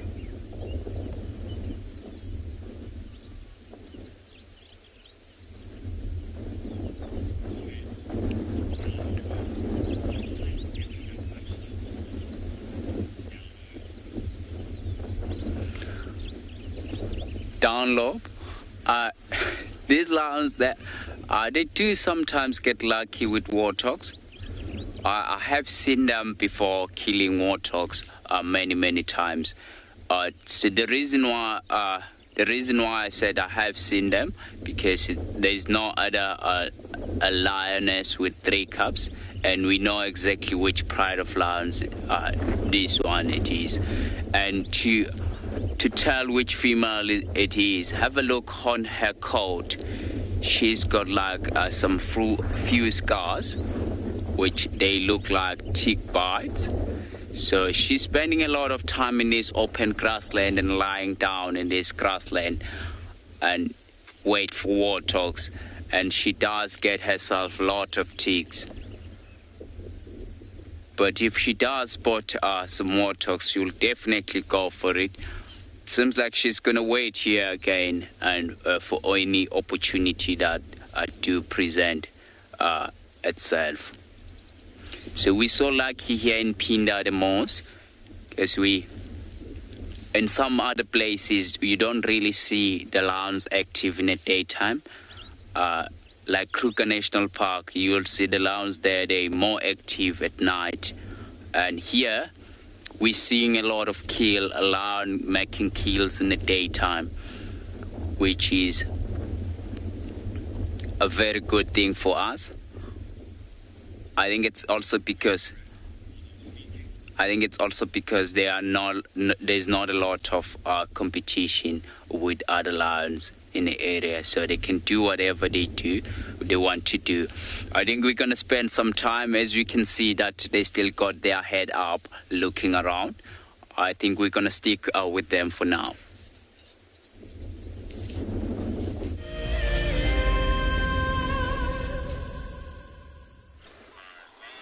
Well, Albasani has been down busy with lions. We unfortunately, like I say, left the dogs. It was just the right thing to do. There's lots of guys that were interested, and it's very close to a boundary. And so, like I say, you've got to be good about those things and let people have their chance. But we've come to this old hyena den of Mvubu just to see.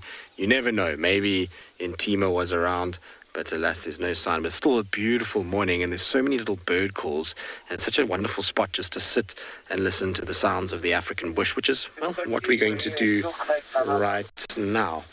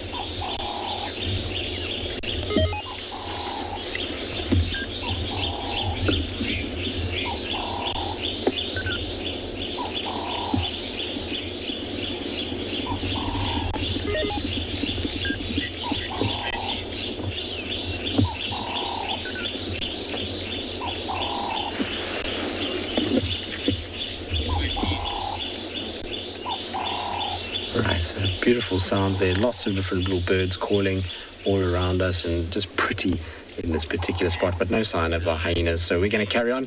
We'll try and see if we can find something else this morning.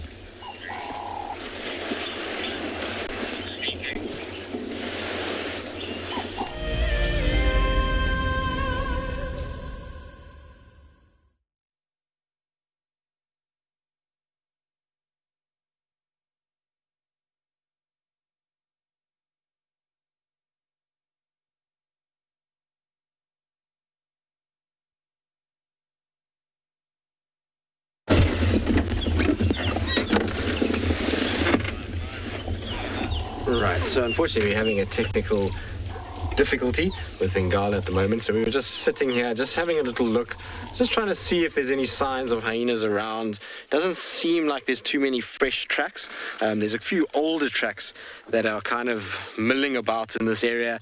Also, you can see the entrances haven't really been used in the last few days. They are worn, but since the rain, which fell, 3-4 days ago? I mean, we had a bit of rain. Did we have a bit of rain yesterday morning? We did, actually. Since then, even, there's no real sign of disturbance. If we had had disturbance since that rain, you would find that there would be quite sort of dark earth on top of the lighter earth, and that would have been where the kind of hyenas had been milling up and down. So it doesn't seem like anybody is using this. So I don't think Intima is here. She's kind of the last one that we're searching for now in terms of when she's going to have her first litter of cubs, and so it's always good just to come and check old dens when you're looking. Intima was never kept at this particular den. Her den was off Gallagher's shortcut, and the one down at Philemon. So we'll check around and see if we can't find some sort of sign of her at some point. I haven't seen her for a while, so I don't know if she's been seen kind of pregnant. But we'll just have to wait and see. The thing with hyenas is that it's often just a kind of patience game, and just got to keep frequently checking old known den sites. They're pretty much creatures of habit. They like to use areas that they've used before, that they've been successful at. It's a thing that they do, much like leopards, actually, I suppose. Leopards also use den sites regularly that they've used in the past, or even that they were in themselves. So hyenas display the same trait, but unfortunately not really much happening here. I was hoping that we'd find some sort of sign. It sounds like they've just found Tlalamba. Well, the wild dogs have just found Tlalamba as well. I was just busy getting an update when you guys came back across to us. But it seems like she's somewhere up in Buffelshoek as well. So we'll just see what happens with that. Hopefully she'll kind of come south towards Djuma at some point. In the meantime, though, let's send you to Busani and his lines.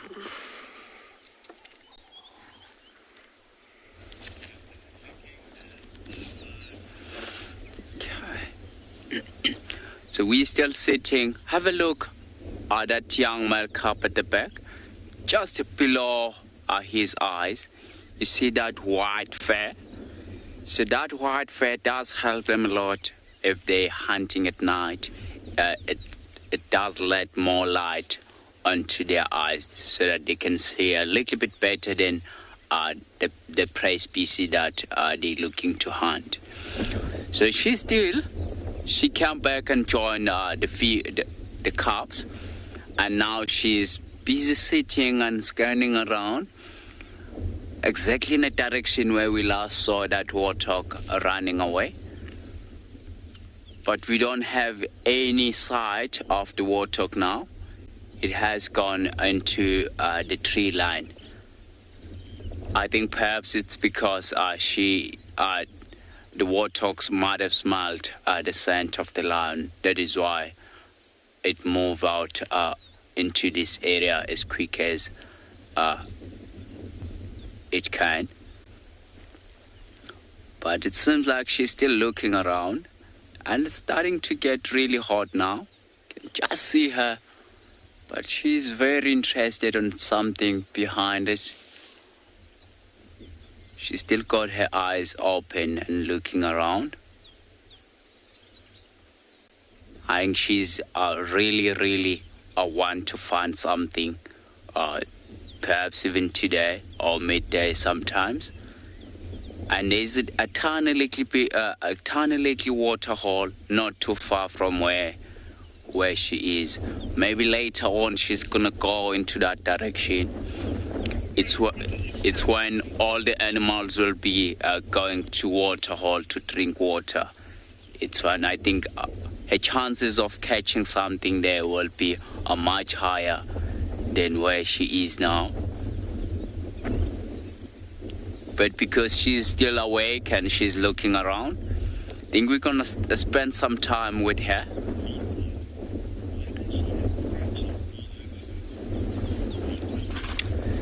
So Lisa, I think the reason why she's got those scratches all over her, it's because have a look where she's lying down, and there's a lot of grass around her, and I think it's from the ticks. So we do have a lot of ticks here in this area. So I think those scratches are from the ticks, and we have seen her. When we first saw her with those scratches, there were not a lot of them. But now have a look at those scratches. They go all the way to her back as well.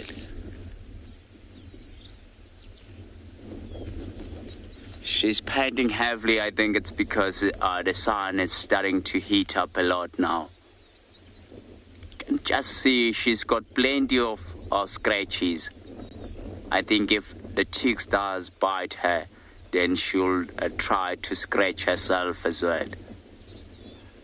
So if those scratches were only just behind her neck, then that will be from the bite marks, because if they're mating with the males, so males do bite the female at the back so that she can stand in one position, because sometimes she does like fight with the male if she's mating. But I think these male calves, you can just see they're starting to grow that mane as well, like underneath the neck.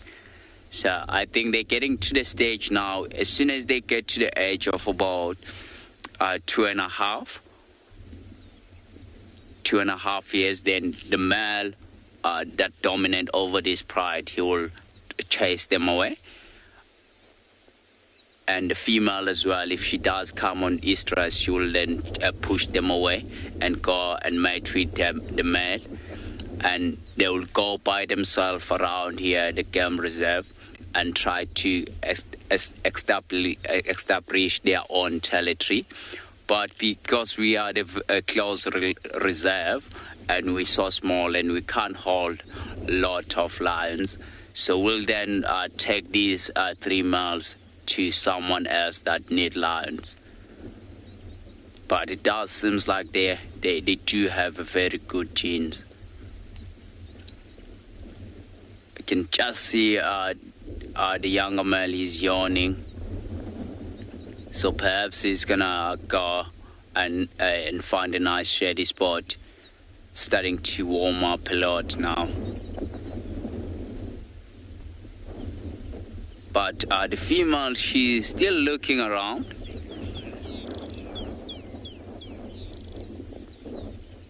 I think she's still looking around and looking for any opportunity. I think we're going to take you to Carl in Tswalu and see what he can show us there.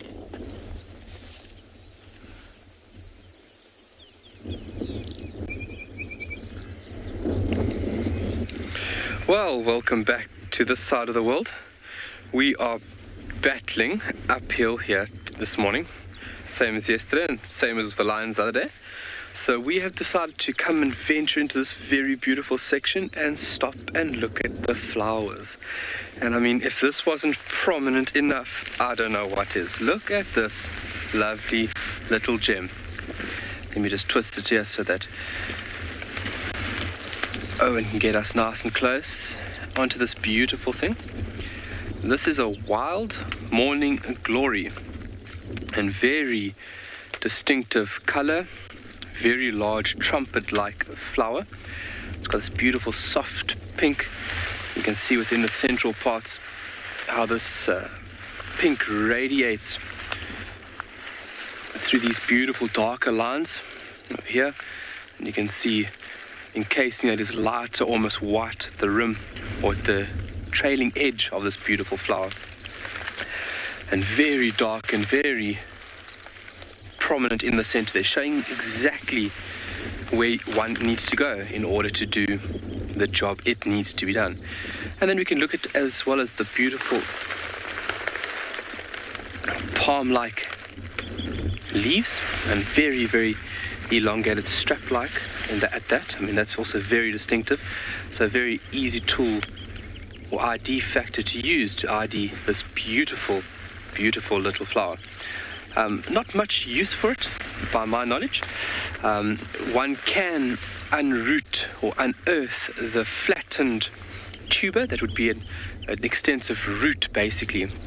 Tubers and bulbs are how plants like this will survive the unfavorable periods through the harsher, leaner times. And obviously now when you have favorable periods with the rain, that's when they do all that they need to do. But this flattened tuber can be unearthed, and you can actually grate it and squeeze life-giving water from it. So it would have been a very valuable item to unearth, especially through drier times if you were walking hundreds, not hundreds in a day, but a good couple of kilometers. I mean, imagine being out here, no water, and you come across that, and you know you would get a good drink from this beautiful plant. See, there's more of it over here. But a very beautiful species, and we thought we would we'd like to show that and share that with you folks. Just all the little flowering plants at the moment is just so exciting. There's so many new and interesting little things that I still need to go do a lot of research on. And there's things that would have been dormant now for 2-3 years. And now with this early rains, that's when these little dormant individuals would flower. I have seen this on Tswalu before, but it is always such a treat to appreciate and look at such an amazing structure. But very prominent, and if you look at inside, they also need a fairly long mouth structure. You need a special adaptation to get down there.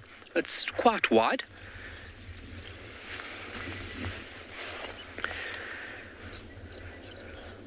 Laura Moore, good morning.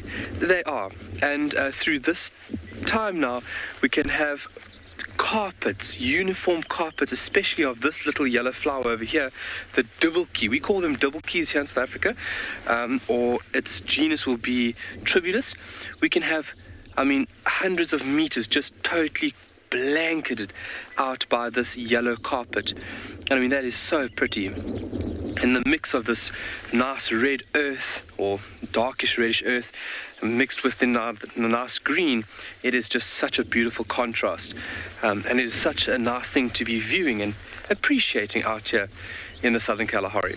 So we're going to continue a little bit further on.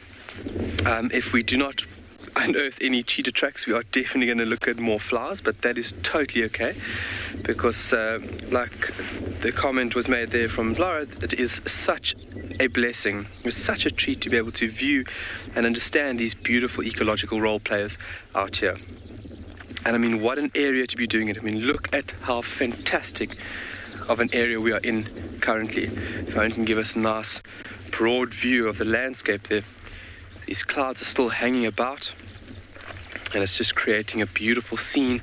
The light basically filtrating through different parts of the clouds where there's gaps.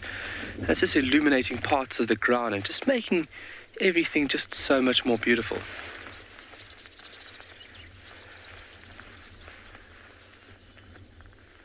It's also fairly flushed with green out here. A couple of days ago, we went up to the northwestern sections and we realized that there wasn't much rain up in this area, but it has in the past couple of days received some good rain. You can see that grass starting to produce that beautiful green tinge. Now obviously with the rain and as well as heat, that's where plant production would be at its best, especially in this area. Obviously different species, especially grasses, can inhabit different sections of the world, but all very nice right now.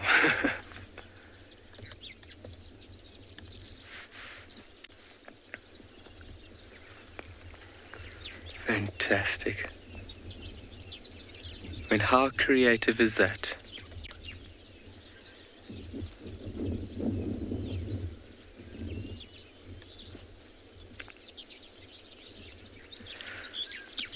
So we've changed direction from going south. We've almost now changed directly due west. And we have gone over about 4 dunes.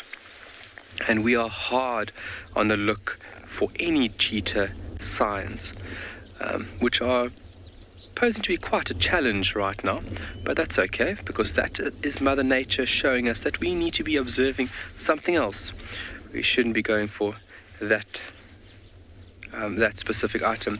We're going to send you over to Tristan, and he has got a tortoise.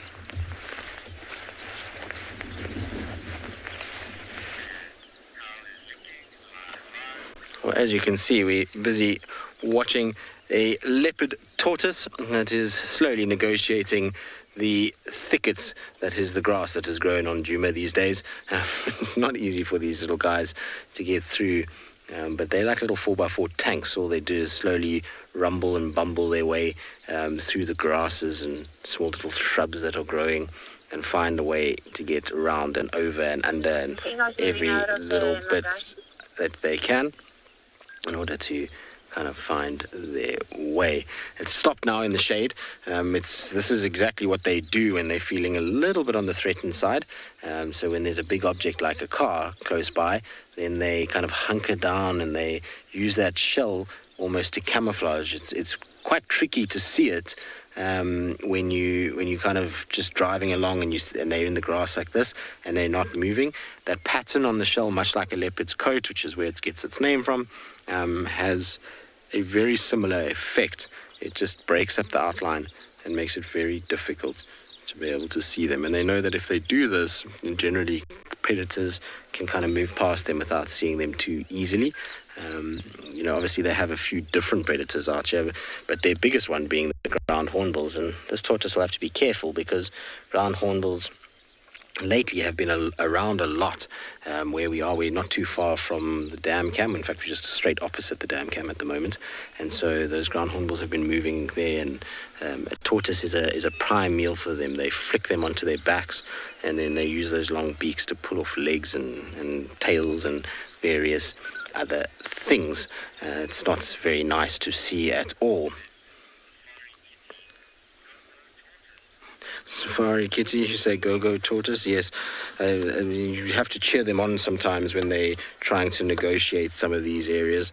I always feel bad for them, but like I said, it seems like they have a low range and a diff lock that they've got, and they kind of engage it, and then they sort of climb over these ridges and bumps and vegetation and find a way through. Now, a lot of the time we talk about male and female tortoises, and actually we generally say it's quite difficult to sex them, and there's a very good reason for that, because when they're walking around like this, if you don't pick them up, you can't really see under the bottom of the shell, and what you're looking for when you are trying to sex them is, because the underside of the plastron in a male will be concave, whereas a female will be flat. That's the easiest way, but there's a couple of other ways that one can sex a tortoise. So if your hand comes back to me here in the book, I'll be able to show you guys very, very quickly, because there's a few things that I wanted to show you. And the first thing is that to sex them, basically you've got a female on top here and a male at the bottom.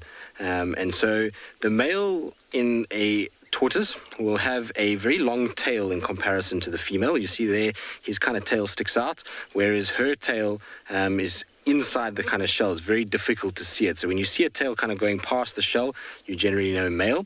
And the other thing is that they've got gular horns. Now, gular horns are the front part of the plastron, and in the male, it's larger. So when you think of male tortoise, just remember longer tail, larger upturned gular horn, which is pretty typical of humans, is that men typically are taller and larger in terms of their frame, and that'll give you a good way to remember. And so that way you can actually sex tortoises without picking them up at all, which is always quite nice. The other thing I wanted to show you is their skeletal structure, or their skeletal structure is how I should say it. It is very, very unique. If you look here, this is a side-on cross-section of what you would see inside a tortoise. So this is their head, and then you see their skeleton bends in an S shape before the vertebrae are fused to the plastron to the carapace. I don't know why I said plastron. To the carapace on top, and then it comes down to the tail. And you see the tail then bends in. Now, all of this is designed perfectly so that this tortoise is able to extend its neck out. So this is in its kind of scared position where the neck is sucked in. But when it is feeding and it's moving, this section here straightens out and pivots on that point there, and the head comes out and they're able to feed. The tail comes to the side and then it flicks out and will then extend in that way. So it gives you a really good idea of how their kind of body is shaped inside there and how they're able to extend and pull in their heads when it's time to kind of be safe. The legs as well will come in and kind of tuck in behind this area here. You can see it in this diagram on the left here, how the legs pull in and the bones kind of bend in towards the sort of shoulder blades that you see there. It's really kind of cool diagram to be able to see the structure that is internally present within tortoises. Very, very cool animals. I thoroughly enjoy leopard tortoises. Interestingly enough, they reckon that the heaviest leopard tortoise that they ever found, which I'm not sure if I ever believe these things, was 40 kilograms. But 40 kilograms is a huge, huge individual. It's not something that you would see all that often at all. All right, that's it for our leopard tortoise diagram. Our tortoise has also disappeared on us, so we're going to carry on. In the meantime, though, let's send you across to Dan, Who's that in Ngala? I wonder what he's on the search for now.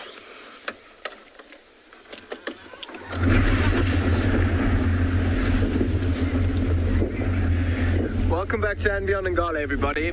Now, I know we lost signal shortly, but just left the Birmingham Pride. They seem to kind of be settling down for the rest of the day.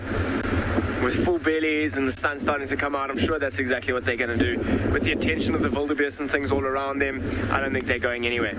But I also wanted to try and utilize as much time this morning to try and see if we can find that female elephant that was in labor about 2 days ago. I spent the whole day yesterday looking for her, the whole day today.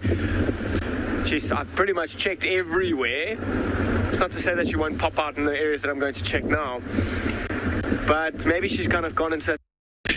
I'm sure by now she's given birth. It would be quite crazy to see if she's still in labor at this point. I feel terribly sorry for her if she is. However, I mean, it would be quite crazy if we don't find her in the next couple of days or next couple of hours with a brand new baby. I'm sure she would have found a little quiet spot, maybe even in the evening, to give birth. And it would have been a large celebration. I think 22 months in the process, several days in labor. It's a huge thing, and I think she's going to be incredibly relieved to give birth. And I think the other members of that herd, I mean, remember there were only 4 of them in the herd. That extra member, an extra 25% of it, is going to be huge. A huge bonus and a huge welcome. So I'm going to keep going. There are a few more areas that I'd like to go and almost recheck. I kind of checked them first thing this morning, but elephants do move, and they can move quite quickly. Her with a brand new baby, maybe not so quickly. And if she is in a thicker area or gave birth in there, I'm sure she's still going to be around there. But she hasn't been spending too much time feeding, and she's actually going to need to start feeding again, drinking, and starting to produce milk. And that's going to need that little calf, particularly for the first 6 months of its life, is going to be completely dependent on mother's milk. So I'm going to keep going. Don't go too far. I'm going to send you over to Busani with his lions.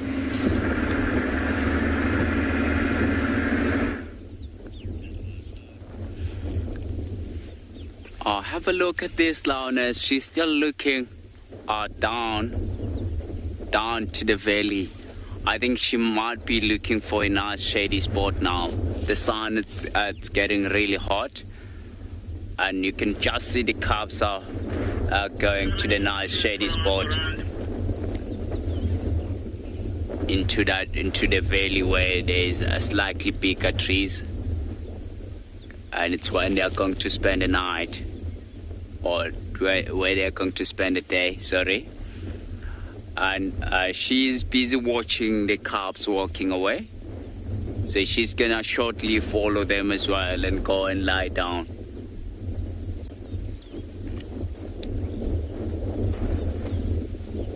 So I think we have seen them walking around. I think where they're gonna go now, it's quite dense. I can just see the cubs are going right inside the bush there.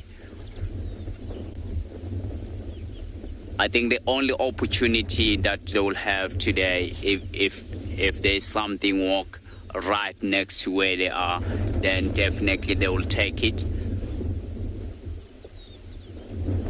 But for now, she's watching her cubs going away. They're going right inside there. Can just see one now, and I think they find a nice spot away from the sun. But we're gonna sit with her and see. It will be nice to see her again walking, following the cubs. So it's getting to the age whereby the cubs are not really that vulnerable to other animals. They're much more confident by themselves. So the only thing that will attack those cubs now, it's a new male lion. If the new male lion has to come into their territory, then definitely they're quite vulnerable. But it's they are in their father's territory, which means they are saved. So she's gonna start following soon. She's got her eyes closed, but still keeping an eye. But have a look at the size of those teeth. the teeth that she's got. They're very enormous.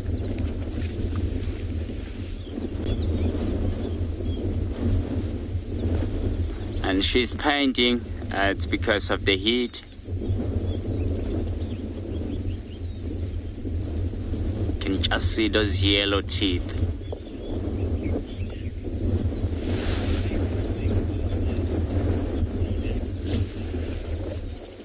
Phinda, my favorite thing about the lions, it's when the lions, if they're hunting as the pride, it's quite amazing to watch how they help one another, and the way they socialize.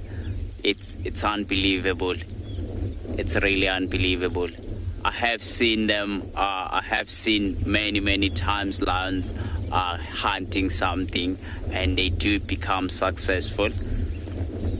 But not all the time. If they spotted opportunity, it does become successful.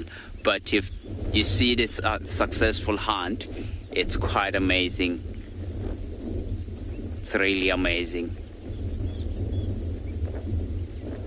And to get to see the lions walking around in the daytime like this. In some other places, you can't really see lions that are active in the daytime. Most of the lions in the daytime that you'll see, they will be sleeping. See, she's yawning now. Trying to oxygenate the brain. And she's going to perhaps start going to the cubs.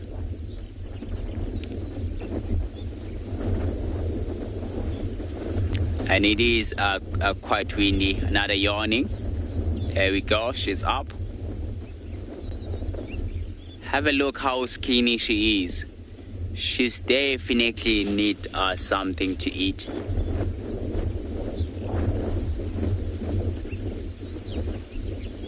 She's looking around. Wow, she's so pretty. Have a look how she's posing. Sitting up.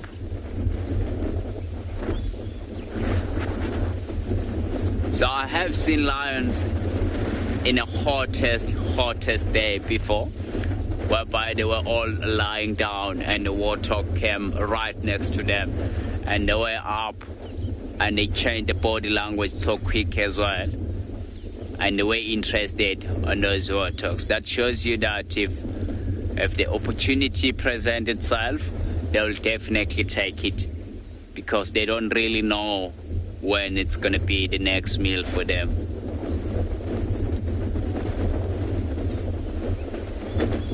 So before...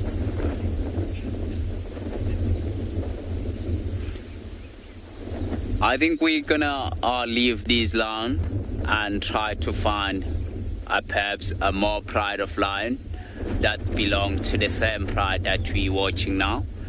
I think we're going to take you over to Christine. He's got a leopard.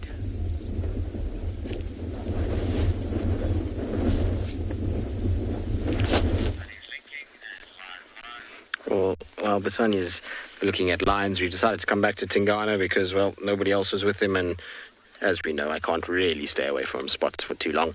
And spending time with him is something that we need to do, because ultimately, you know, these cats don't last forever, and because he is starting to age a little bit, and you know, same with Thandi, I think spending as much time with him as you can is always a good thing, because who knows what can happen, especially because, you know, we're not here all the time anymore like before. You know, we come in and out fairly regularly now, and it's not long periods that we stay in the reserve as individual guides. And so, you know, for me at least, when I have the chance, I always like to spend as much time as I can with our older cats. It's time to not take them for granted, put it that way. He's moved quite nicely. At least he's in a much better spot in terms of being able to see him clearly. It seems as though he's maybe eaten a little bit more, and he's kind of just grooming himself. So that's why I think that he had a little bit of food. The previous vehicle that was here said to me that he looked like he was eating again. But he's kind of come down, and this will be a really great spot for him through the course of the day. He shouldn't have to worry too much about sun hitting him. He's not going to get hot down there. It's nice cool sand that he can lie against. He's got a bit of a bank that will shade him for most of the morning, and then these big trees that will keep providing shade into the afternoon. So he really has kind of got himself into a great little spot there, and it's good for us too, because the visual now is really a whole lot better than it was earlier in the day. As much as it was nice to see him through the sticks when he laid down flat, it was quite tricky to see him, whereas now, as you can see, he's kind of lying out in the open for us, which is really good. He hasn't hoisted the carcass, so even if he has fed, it's still down on the ground. I don't know how much of it is left. It was quite a large lamb in many respects. Like I was saying earlier, I think it was one of the first lambs to have kind of been born in sort of that age category when we started to see the first ones. Yesterday, actually, I was shocked. Gert and I drove past two impala lambs, and the one impala lamb was double the size of the other one. So obviously one had just been born in the last few days, and the other one obviously was born right in the beginning of the lambing season.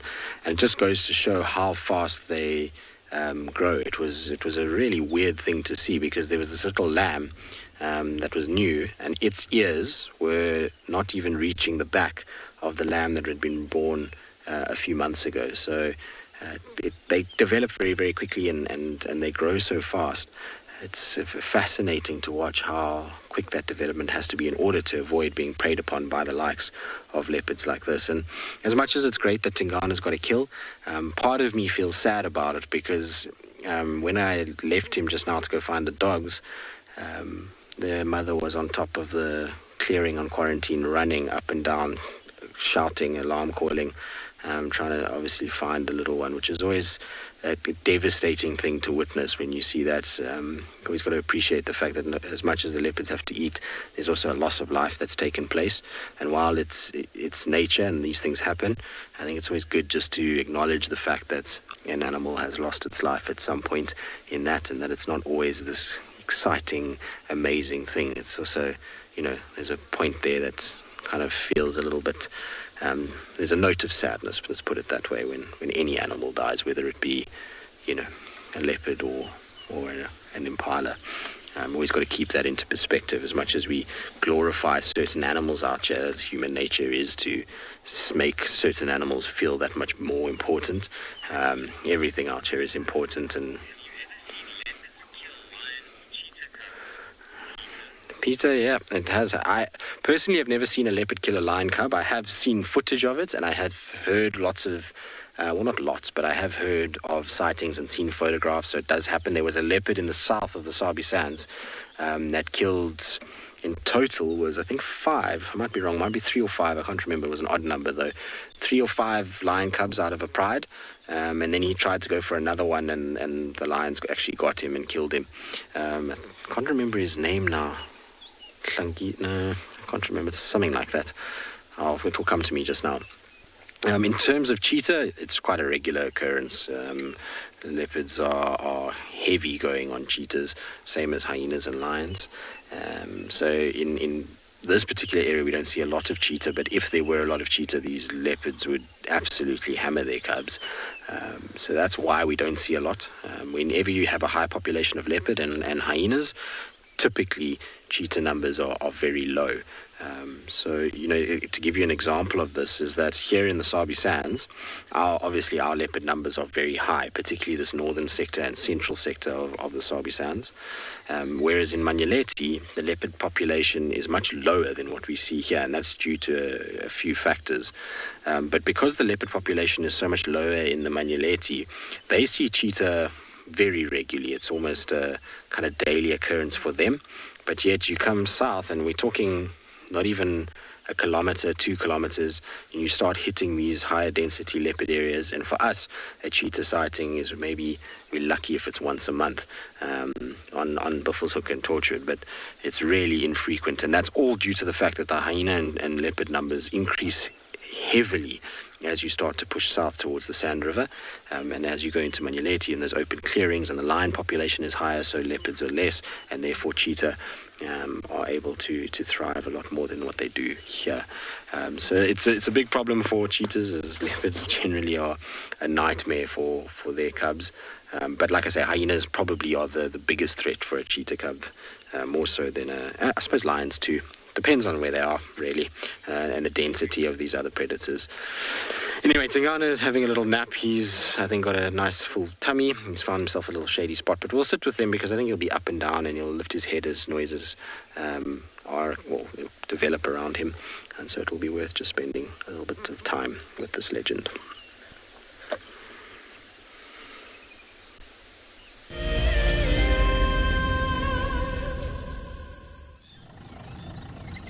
My favorite animal is a leopard, purely because I just think they are just the epitome of feline grace and power, and the way they can move about in any environment and remain hidden until they want to be seen, I just find incredibly intoxicating, and they're amazingly beautiful.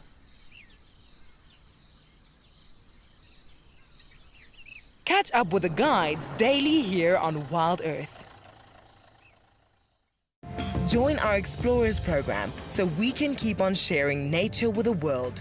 For a monthly subscription, you will have the opportunity to win fantastic WildEarth expeditions, have access to an animal identification app, receive weekly highlights from our shows, and much more. All the money will go to keeping these live safaris on air, which in turn connects a global population with nature.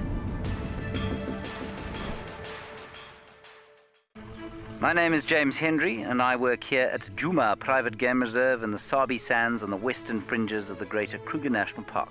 My favorite part of getting questions from viewers is that we get to have long and varied discussions about all sorts of different aspects of nature. Because our audience comes from all over the world, it's very special to have different perspectives from everywhere. If you want to submit a question on WildEarth, you need to register on our website. Once registered, go to the Live Safari page and submit your question beneath the live feed. Welcome to my car. This is Wendy, and she's my favorite. She would love to have your name engraved on her so you can be with her every single time she goes on a safari here in Djuma. If you become a WildEarth explorer, you will have the opportunity to buy an engraved tag which we will attach to her. We will make sure to send you a digital picture to show you exactly where you are sitting on her. You will have front row seat in every single sighting.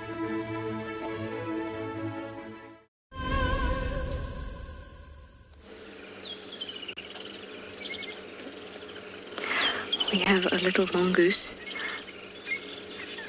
It's just behind there in that grass. It was standing on its back legs like a meerkat. It was very, very cute. It's now staring at us as they always do, very cautious of these humans and these big metal things. You can hear the woodland kingfisher in the back, and there's a drongo that was rather curious about us. In a tree nearby. If it comes close again, we'll try and get a look. Good morning, thank you.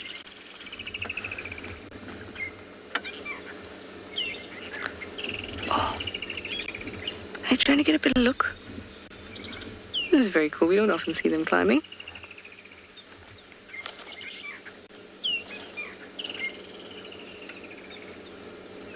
Down again. Gotta get a bit of view. Such curious creatures.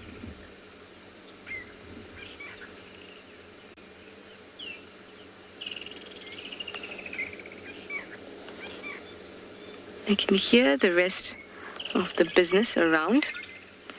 Like the high-pitched squeals over here. But I can't see them. Oh, there comes another. Let's just let the others know. Yeah, it's safe. They're all right.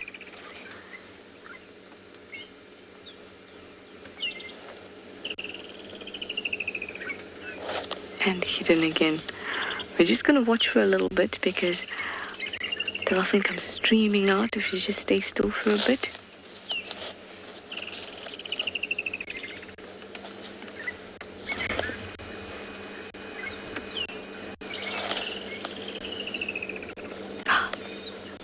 One's just walked again.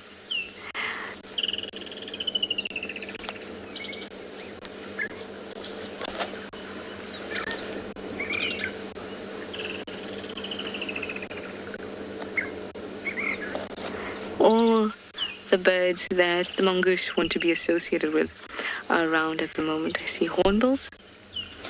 I can hear the drongo and see the drongo. Both are birds that hang around with the mongoose as they go around foraging. The hornbills, arguably a little better company than the drongos, who are so good at mimicking other birds that they'll often mimic prey species so that the predators, aerial predators, so that the mongoose will drop whatever they've got in their paw, in their hands or in their mouths, drop it to the ground and run for cover. And then the drongos go and swoop it, pick it up. Giving a bit of false alarm. They do that often.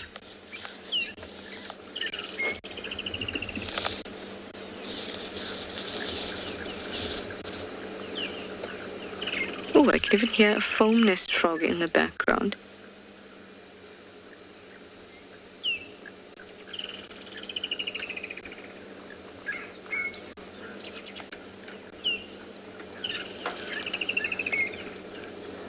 Mongoose have decided to abandon us, I think. Maybe they didn't think we were as nice as I did.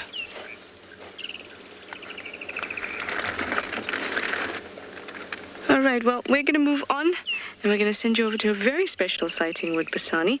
He's found some lion cubs.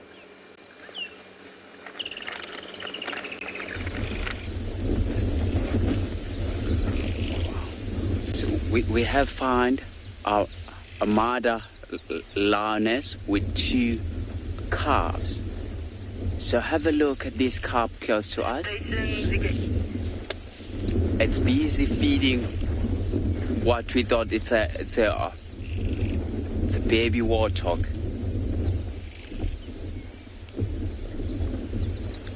So we found their tracks on a road at the back. And we followed them, and they were busy feeding on this warthog here. So which means when the female was walking along and she came across, look at it, it's walking with the carcass. It's got a carcass on its mouth.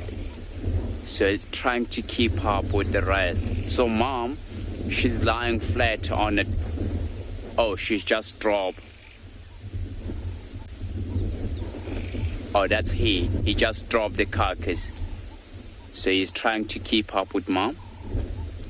So perhaps he's going to come back onto this carcass as well. If he doesn't come back, I will then go a little bit forward so that we can see the mom and another calf as well. So on the way there, I'm going to show you the carcass or the piglet that mom caught. It seems like one of the calf, she's coming back. It's one of the younger calf. I think that's a female calf that's coming back now. So earlier on, the male calf was feeding on this carcass, and because the female calf walked away, and he was a little bit scared to be around the carcass by himself. But he did think about taking the carcass with him. Yeah, the grass is too long around here. Let's see whether she's gonna pick up. You see the tiny little head? That was the head of a tiny little warthog. What? That's unbelievable. I think Download was asking me earlier on that these lions they're not always successful with warthogs. Have a look now. They just got the warthogs. If Download is still looking, is still watching us, they've got a warthog.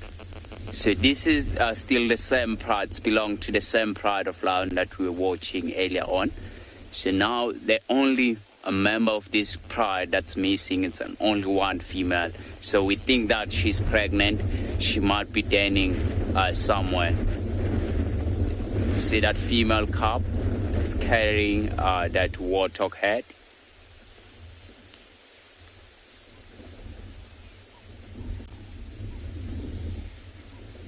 So the male calf is gonna follow them shortly as well and go next to mom with the rest of the carcass. Look at it, walking away. Wow, I'm so happy we did get to see the lion feeding on the warthogs finally. Because of the long grass here, it's much easier for them to catch the warthog than catching the bigger prey species, mostly in the daytime. So the bigger prey species, they will be focusing more onto them at night time. So now, because it's a nice and cool day, and that is why we did get to see them moving around and quite active. I think we're going to go a little bit forward and try to see what are they doing there on a nice shady spot. It does look like around where they are, the grass is a little bit shorter. And let's do that so long.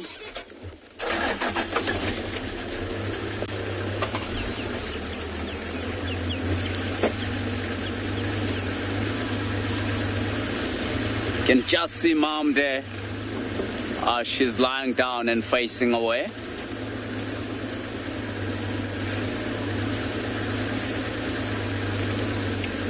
Gonna try to find a nice gap.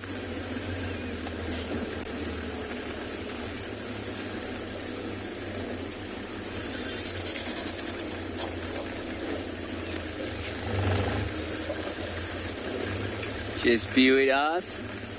Yo, she's watching us as we drive along. So I think what I'm going to do, I'm going to take us right around so that we can see their faces.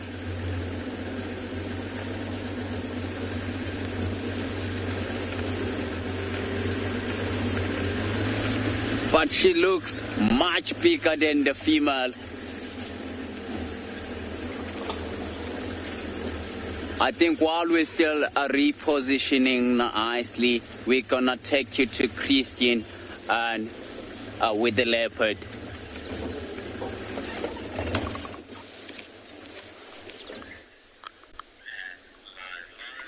Well, Busani gets a better position for the lions.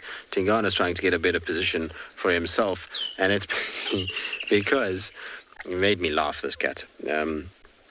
There was a fork-tailed drongo in Franklin that went towards his kill, and he got very upset about this. He was not a happy chap at all, and he ended up chasing them away and growling at them. Of course, the birds just flew away, and he got no price on them whatsoever in terms of actually getting near them. But he was hissing and growling and going crazy, and he kind of went to lay up on top, and then he flopped down and realized that was in the sun, so that wasn't comfortable, and now he's repositioned again and has found himself behind a horrible thicket. But I'm going to just move us, because we should be able to get a better view. If I move us slightly, we'll be able to see a little bit more clearly if I just poke my nose in a little bit towards where he is and just straighten out the car. If we straighten out, we should get a much better view. I've got to be a bit careful because it kind of drops off a little bit here, and I don't want to get stuck, but that should be a little bit better, is it? Not sure. I mean, for me, it's a little bit better. I can see him. There he is to the right. So that's him there.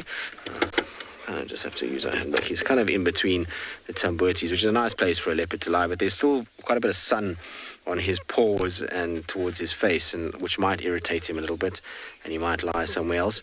I think what happened was because he was lying down below, he couldn't see what was happening on top, and that's why he was not happy about lying down there. At least where he is now, he's able to look out over his kill, make sure that he doesn't lose it to anybody, whether it be birds or hyenas or anything else, really. He's got a much better field of view from where he's sitting right now. Unfortunately, though, it's just not as nice in terms of shade and comfort. What he should do is just put his tree in a kill. I mean, his tree in a kill? No, you can't put a tree in a kill. Put his kill in a tree. There we go. If he does that, then he can rest a lot easier. He really don't have to worry nearly as much. And there's a beautiful big jackalberry that would be perfect for it and would be a lot more comfortable for him to feed on. But he, for some reason, just doesn't feel like it right now. And I suppose given that he's exerted himself already this morning and made a kill and gone up a tree and come down a tree and eaten. Maybe he just doesn't feel like it right now. And he knows that at this time of the day, though, things should be a lot better in terms of keeping his food. He shouldn't have to worry too much about hyenas at this point of the morning.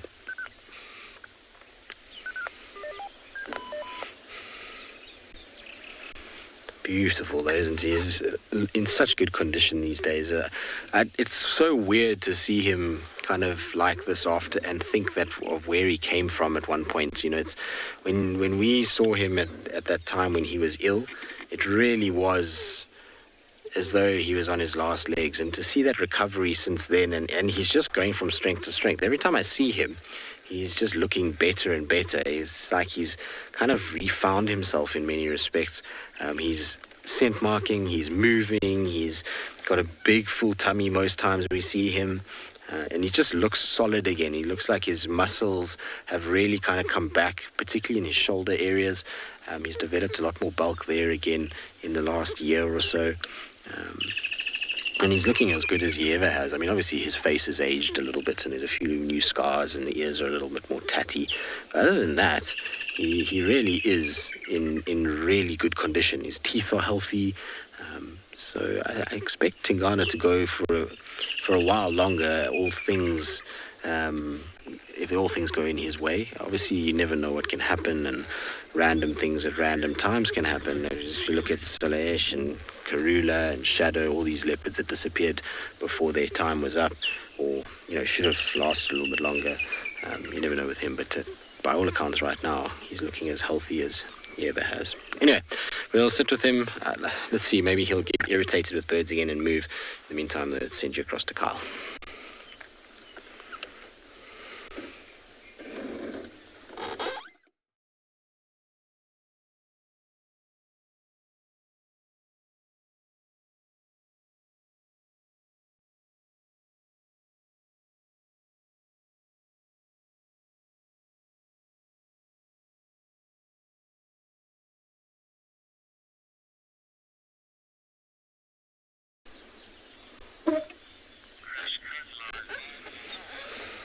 Unfortunately, it seems like Tswalu's got a few issues this morning, and so you're back with us. Tingana is still kind of sleeping. Oh, he's just flopped his head back down, and he is now back up again. Tingy, what's wrong, boy? Are you not happy there? I think the sun is on him. It's difficult to see it from this angle, but there's a little light patch of ground. You see on the right side of the frame there, you can see that there's a little shine. And so when he flopped his head down, I wonder if there wasn't just light hitting his eyes and he thought, no, I don't really want to sit there. We might find that he'll just reposition again slightly. Even if he turns around, it will be better.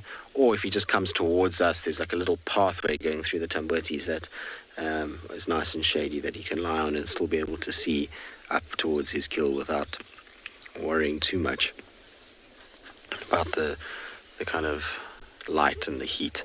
Although it's cooled down quite nicely. It was actually hotter about an hour ago than it is now. There's a few clouds that have come in and there's a nice little breeze that's blowing, so it's the perfect conditions for him just to rest given the time of year that we're in.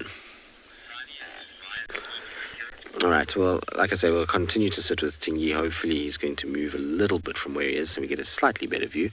In the meantime, though, off to Busani with his lines.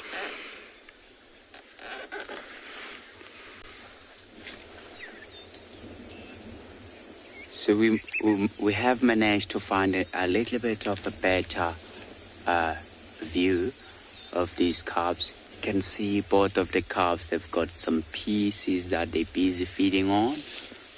And have a look at the one right next to the tree there. I think that's a he because of the size of him. He's slightly bigger than his sister, and look at how he's using the side of the mouth to chew on those bones, because there are not a lot of strong bones, and these little piglets were born not too long ago, and some of them we started to see them around the end of November. which means some of them are 2 weeks old and some of them are 3 weeks old. And they've got very soft bones. I think they are going to crush everything up, and I think they're not going to leave any bones because the bones are still very soft as well. So these are a lioness with 2 cubs. She's not very far away from the pride of lion that we were sitting with, the mother and 3 males. So I think the reason why the rest of the pride didn't hear her while she was busy killing this warthog, it's because it's a very small warthog, so it didn't make a lot of noise. And if she did caught a fully grown warthog, it was going to make a lot of noise, and perhaps it will attract the other lions that we saw, and they were going to fight a little bit because she's not going to allow those habitat male to feed. She wants to feed her cubs first, so that she knows that the more she feeding her babies, it's when they are going to grow much quicker as well. But she's quite happy. Can just see she's got her eyes closed. Was just saying earlier on, you remember seeing the other lioness, and with this one, I think this one, she's much bigger than the one we saw, and they are sisters. So they were born at the same time. They are in a similar age as well. But which means this sister, she's got a much bigger genes also. And seems like she's quite happy here. It's in a nice shady spot. And the cubs are still feeding, enjoying that meal. I think the reason why they're not together with the other ones, it's because these cubs are still very young. I think she want to feed these cubs because sometimes the older Sabi that they don't know how to play nicely with the younger cubs, so they'll end up playing very rough, and that will sometimes the smaller cubs will get injured or get wounded, and then they'll end up dying. Have a look at the cub next to Mom. She's busy licking the head. She's got a tiny little warthog head there. Wow. That's really yummy. Look at those tiny little teeth that she's got.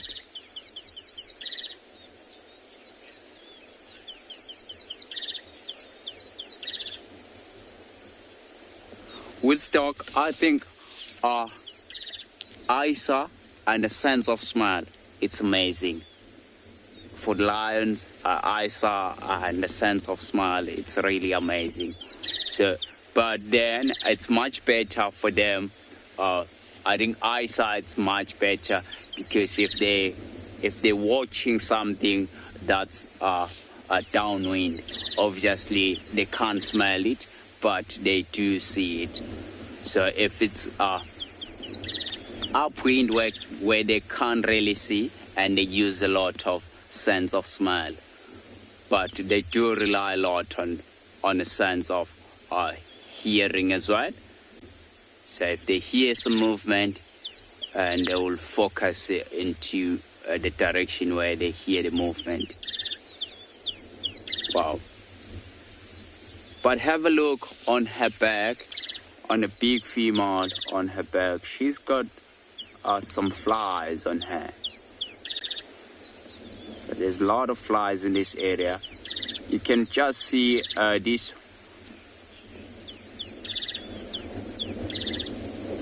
You can just see this one as well. She's got like a few scars or cuts from those cheeks as well. But she's much better. She's in a very good condition. I think we're going to take you across to Carl in Tswalu. We are going to sit with these lions and see what they do.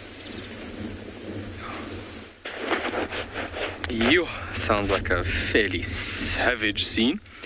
Welcome to the very beautiful and diverse Tswalu Kalahari. So we are battling to find little cheetah tracks here and there, and we have decided as a guide you would utilize whatever is available at that given period of time. And so myself and Owen had a quick discussion, and we thought, no, let's divert and let's focus on the pretty things. We found one pretty thing, which was at Morning Glory, at Wild Morning Glory, and we were closing the block, and we came around the corner and we spotted this beautiful little plant. Look how amazing that is. This is a species of plant called Devil's Claw.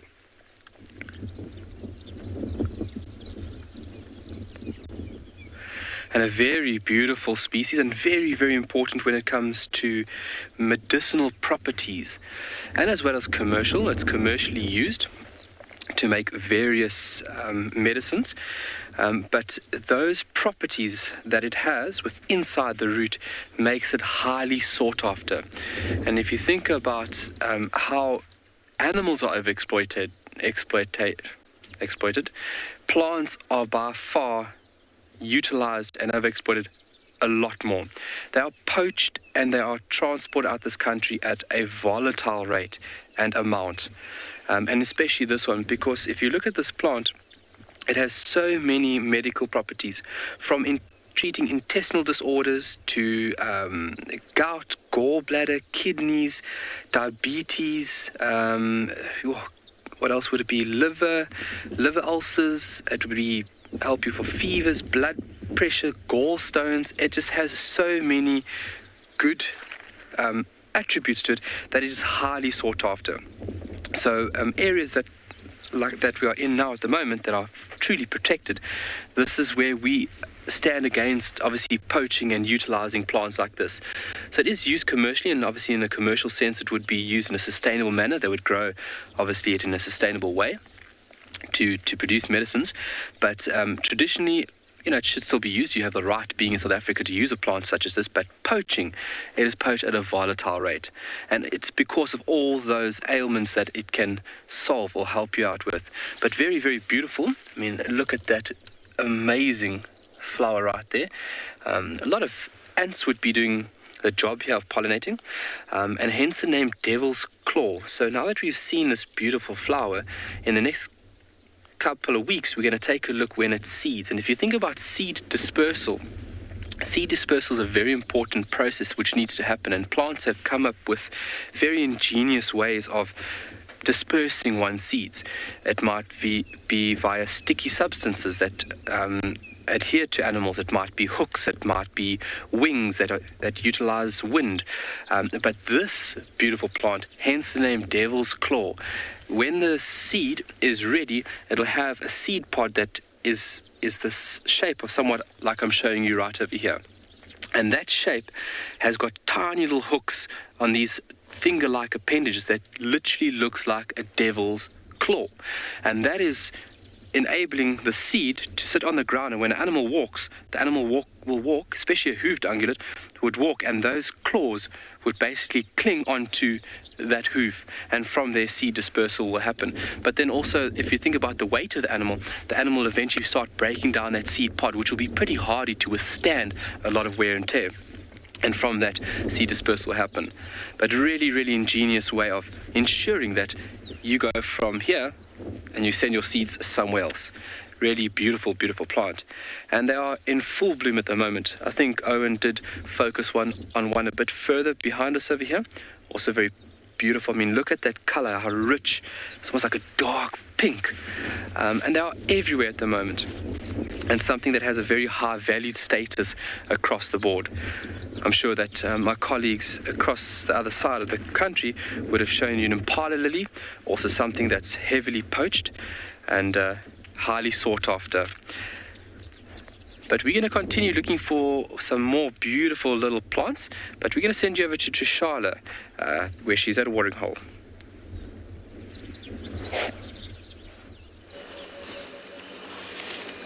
Oh, Kyle, I'm struggling with the same thing today. I'm not finding many animals, so I'm focusing on the little birds. And while we were here on the edge of Treehouse Dam, we had some blue wax bulls that were having a bit of a bath, as well as a green-winged petilia and a cinnamon-breasted bunting. But they're like coming and going and coming and going. So we just were sitting tight, hoping that when you come to us, they'll arrive. And they're in the trees nearby. They just pop down every now and then pop back up and then pop down again.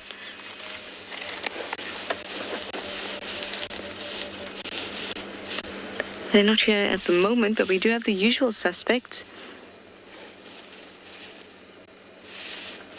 Egyptian geese and a blacksmith lapwings.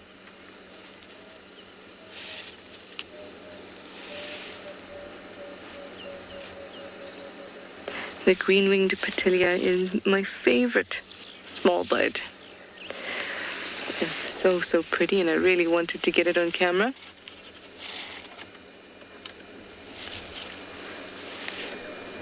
And they're so quick that before you know it, they're gone.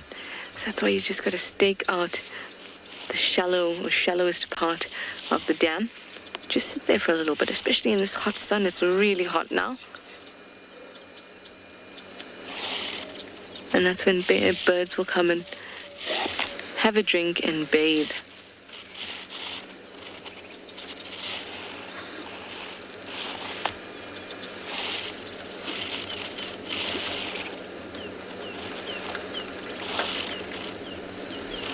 Very nice and peaceful, but very, very hot.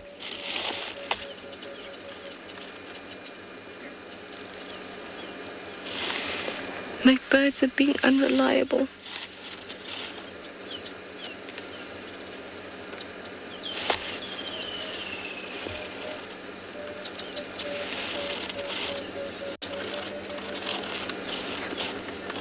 I will also tell you that while driving around, I found a rough-plated lizard that had been driven over by a car. It was not totally smashed, though. It was just the front of its head. But most of its body was intact. It's not the freshest. I don't know how long it was sitting there for. But, of course, I did collect it. And this afternoon, I will dissect it. I'm just giving you a pre-warning. And it won't take very long. And obviously, if you don't want to see, I will let you know when we're going to do it. But I always find it very, very valuable to see firsthand the structures of animals like that we only manage to get a glimpse of. And only know the basic details about lizards. But here we'll be able to get an in-depth view, and I promise it won't be gory. But like I said, I'll let you know when it's going to happen.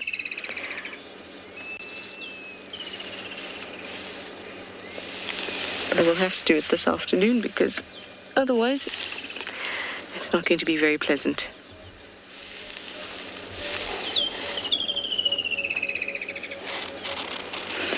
Katie, you'd like to know if there are many water predators in this area? Not really.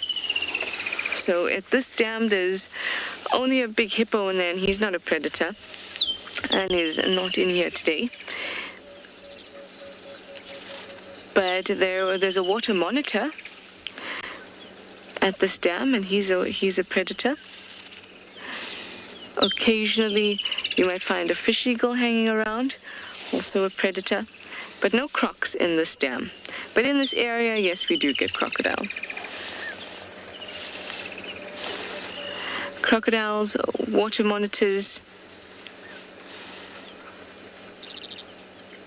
as well as, I know when you think water predator, you're thinking about the larger ones, but also like the storks and even lapwings and things like that, they're after little arthropods in the water. So they are predators to little worms and crustaceans and other little things that will live in the water. But the main ones, like water monitors and crocodiles, we do get them, but at this particular dam, just a water monitor.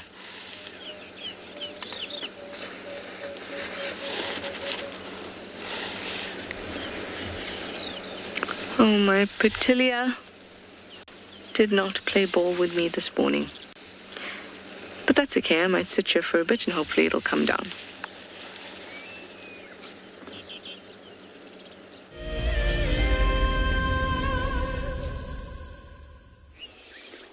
We are still sitting with these mother and 2 cubs, and have a look at the size of her paws.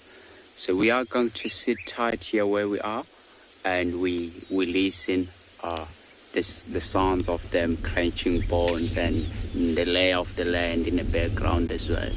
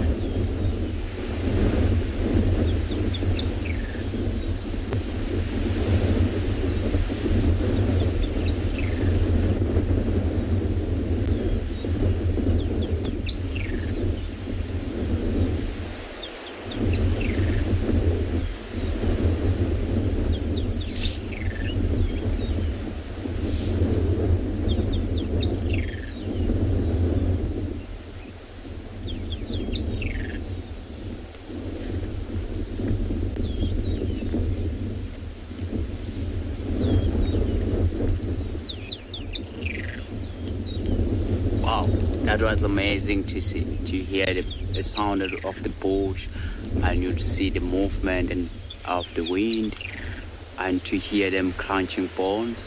And there was a wrecking sister calling here just above these lawns.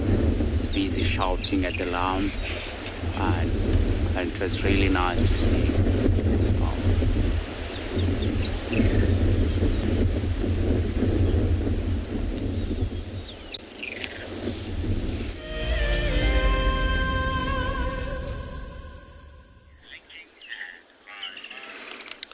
As you can see, we're just sitting kind of enjoying Tingana's company. That is very hidden in there. Not easy to see him when it's kind of further away. They really do blend in quite well. And while we've been sitting here, it's just been so pleasant just to sit quietly and listen to the sounds of the woodland kingfishers that are going crazy. There's the odd dove that's been calling. We've had a few francolins come by. So much like Tshala, even though we're sitting with an animal, it's been nice to just do a spot of birding. We're in a really nice little spot for birds to bounce around. Often get lots of little things in thick, dense drainage lines like this. You can get bushshrikes and little palaces and warblers and all kinds of weird stuff that bounces around in here that are very difficult to get on camera because they don't sit still, but nice to just kind of sit and enjoy the sounds more than anything else. The woodland kingfishers particularly are very, very cool to sit and listen to, although they just don't shut up, and I often wonder how they do it without getting a sore syrinx when they are calling, just because of how much they make a noise, which I'll get into just now. But Neville, you're asking how do you differentiate between a male and a female leopard? Well, it's pretty simple when they're old. When they're still young and little cubs, and then it becomes a lot harder. So essentially, if we're talking about adult leopards, what you're looking for in a male is size and his shape of particularly his neck, as well as the 2 golden testicles that sit underneath his tail. But essentially a male is much larger. He's almost double the size of a female. It's something that a lot of people don't notice until they've seen a male and female together. Then they realize just how much bigger the boys are. But then if you look at the head is always much larger than what you see on a female, and they have this what's known as a dewlap. So this is this fold of skin that goes from the chin all the way down to the chest, and Tingana is a great example of what a dewlap looks like in a male leopard. It's a kind of hangs down, and it gives them this huge bulky neck appearance that the females don't get. And then obviously, like I say, the testes are pretty obvious on a leopard when he's an adult. As cubs though, what I always generally look for is that you can see, for some reason, male cubs to me always have a much larger head in relation to their body than what females do. Females tend to look far more in proportion from when they're born all the way through, whereas males, particularly when they get to that sort of 2-3 month mark, their head seems to grow faster than their body does, and they almost look like they have a massive face compared to the rest of them. And then their feet is another thing, is when you see males, their feet often are much larger than their body. It's like they haven't grown into their feet yet, and they eventually then develop. But it really is quite difficult with cubs, especially when they're tiny, because the testes haven't kind of dropped yet and come out. So it can be quite tricky unless you sort of get a really clear view and the tail is up and you're quite close, then you can make it out. But it's not nearly as easy in young leopards as it is in older leopards. In fact, for a long time there was a test that you could do through Panthera. I don't even know if they still do it anymore, but we as guides got to do it many years ago. And it was basically photographs of leopards of varying ages and sexes. And it was just to try and see how citizen science, in terms of when Panthera uses people's kind of reports of sightings, of how accurate they actually are when people say it's a male or a female or an age bracket. And so basically you'd see a photo and then you'd have to say male, female, and its age. And it was incredible to see how few people could particularly age leopards correctly, and how many, and we're talking guides, got the sexes wrong in the sub-adult leopards. A lot of people misidentified that. So it was a really cool test. I wish I could get hold of it again, because it would be such a cool thing to do and fun for, I'm sure, a lot of you that are very interested in particularly the leopards to do. I'll try and see if I can find it somewhere again and see if I can speak to the guys at Panthera and maybe get a link that we can do it. But you'll be shocked at how difficult it can be sometimes. But like I say, when a leopard is, 4 or 5 months old and then into sort of a year, it can be quite tricky to tell the difference between them, particularly from a photograph. In real life, it's a little bit easier because you can see size differences. And once you've seen a few leopards in your life, you start to kind of realize what sizes they should be, and how large, a male and a female should be at that general age. Anyway, Tingana's sleeping. He's not doing too much at the moment. We'll sit with him for a little bit longer. We'll just see if he gets up to anything. Hopefully we can do a little bit of birding as well while we're sitting here.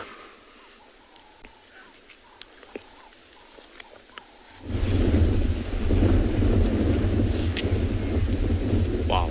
It sounds like the carp in the Meglia. Have a look. It's busy grooming itself. So it is finished feeding now. It's busy cleaning itself around and trying to lick that blood from its paw. But he's watching the sister feeding on the rest of the carcass. I think whatever he was feeding on, he has finished the whole thing now. So he's thinking about going to a fight with the sister there to try to steal the rest of what she's got. As I said earlier on, that they're not gonna leave anything. They're gonna finish everything, because that warthog that they caught, it was still a baby one. It was one of the piglets. Look at it.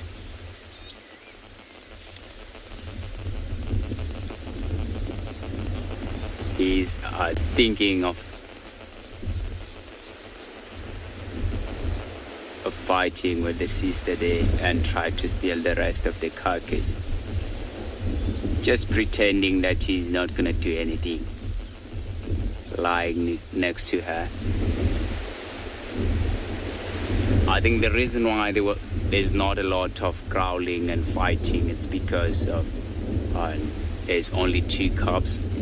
And the female, she doesn't seem like she's got blood on her face, so which means she did let the cubs to feed, and perhaps then later on if the sun's starting to get much cooler, she'll then start moving around and try to find more opportunity to hunt. So she's not very far away from the water hole, so good chances the warthogs are gonna come down to drink.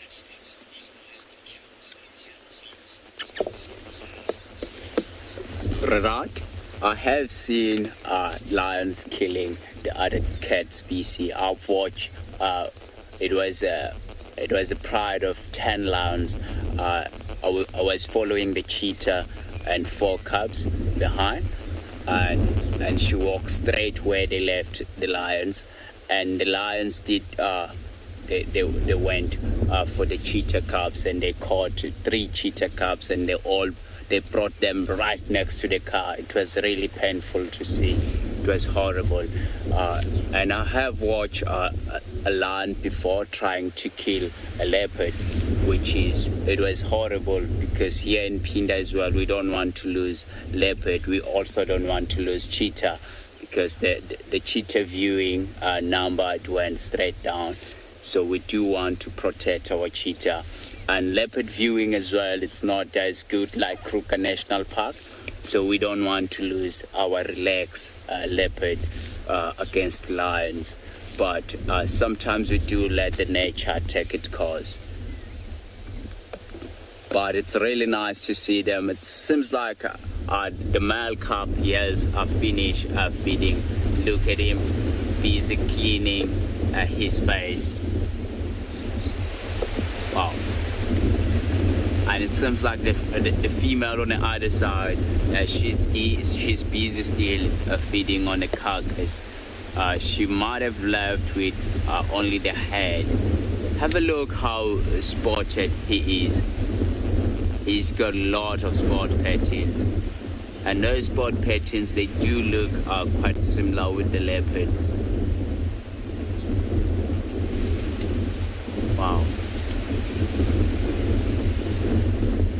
I think he's got now a nice bigger belly after that warthog piglet, and he's got some blood on his stomach as well.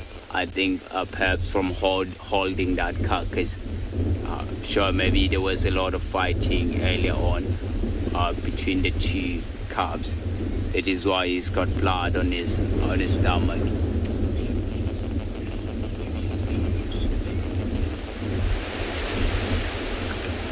Timber, the spot patterns of the cubs, they do show off for quite some time.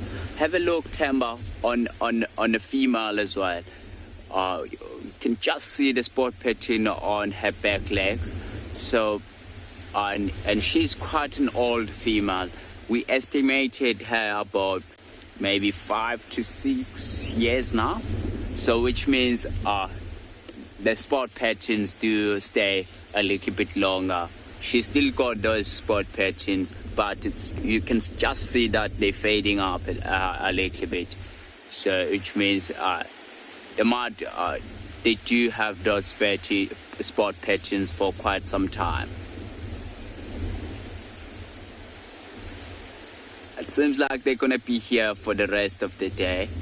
And doesn't seem like they're gonna move anywhere else, and they're enjoying this nice shady spot.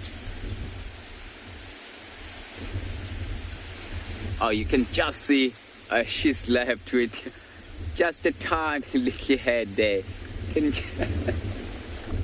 Wow, that's amazing. She's scratching the skull of the warthog. Wow.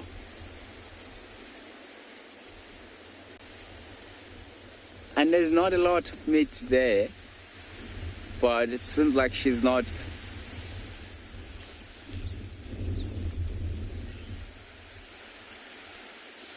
Tabiso, so the reason why the lion cubs have spot patterns if they're young is to help them around the den site.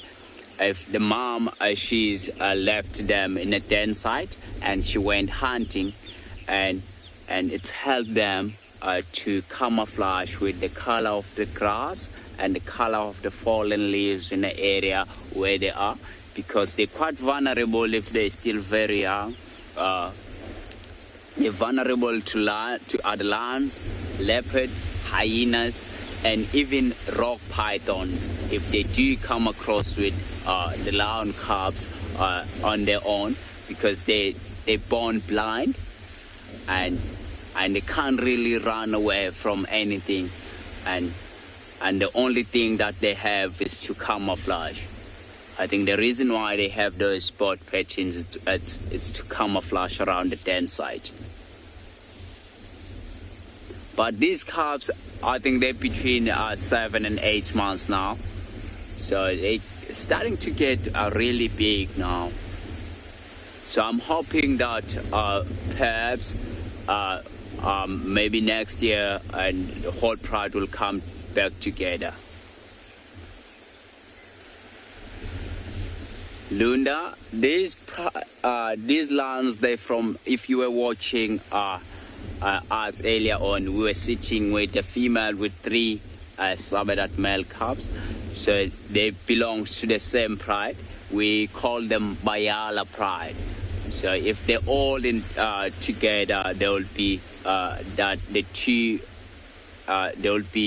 this female and these 2 cubs, and another female with 3 cubs, and there's one more female that she's standing at the moment.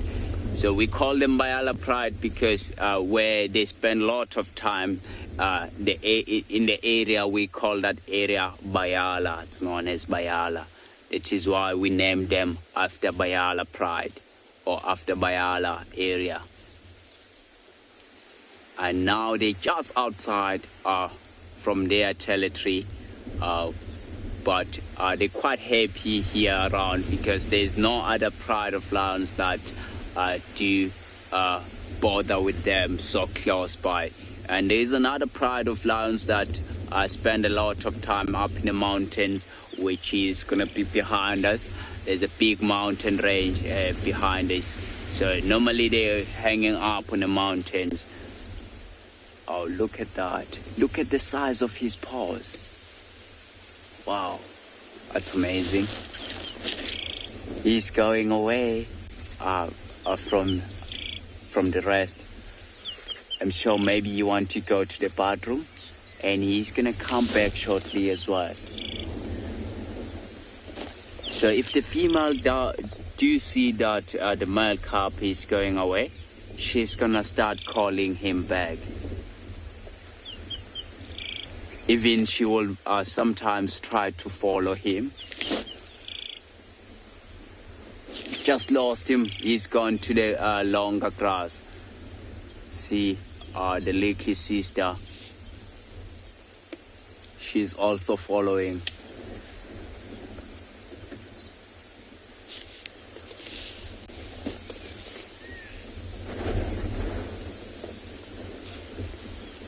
I think we're going to stick with them. It seems like the cubs are walking away. I think we're going to take you across to den around the waterhole and see what kind of birds species he can show us.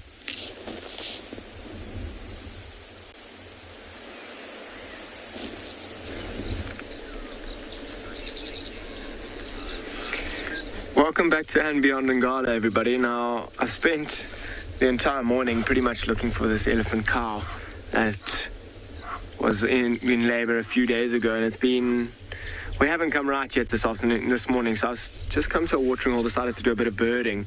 Even that seems to be a bit quiet this morning. There's a few southern-masked weavers there. One you can see there, male. They're busy constructing their nests around.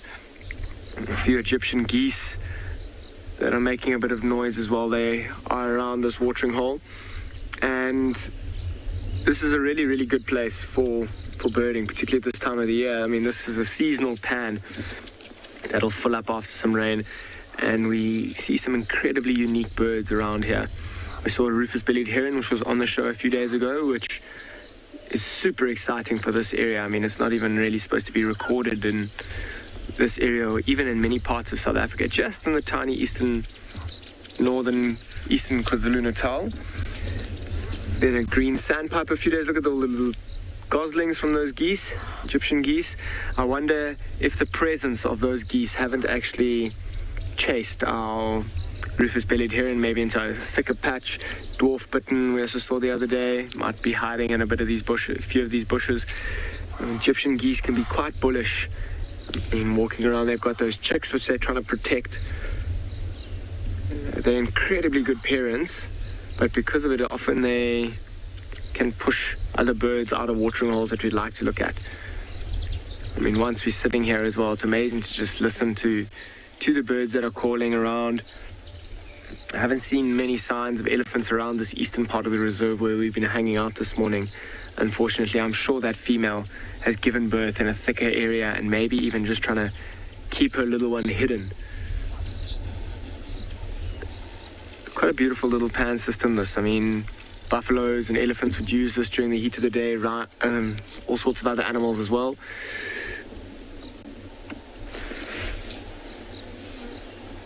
It's really pretty. I mean, these kind of lilies will also produce flowers in the next few weeks. A couple of them have got smaller yellow flowers. But the green is beautiful, particularly against the muddy, murky water. It'll be a good place for those herons and bitterns that I was talking about to fish. They'll kind of like wade through those plants and try and gaze through, try and see if they can't find a frog that's swimming by, an unsuspecting frog that they might be able to gobble up, or a fish that might be swimming through there. It's a little sanctuary over here.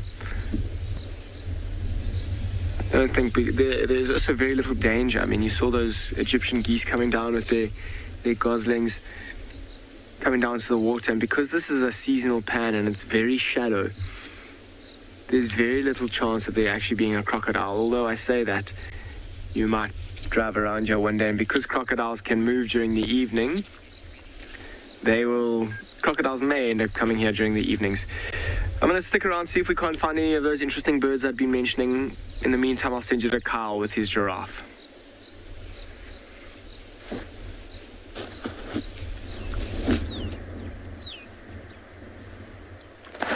Well, good luck, Dan.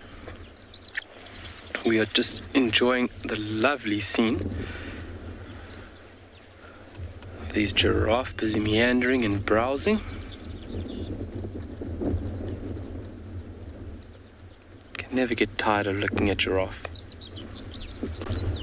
This big bull feeding on the very top parts of this little camel thorn.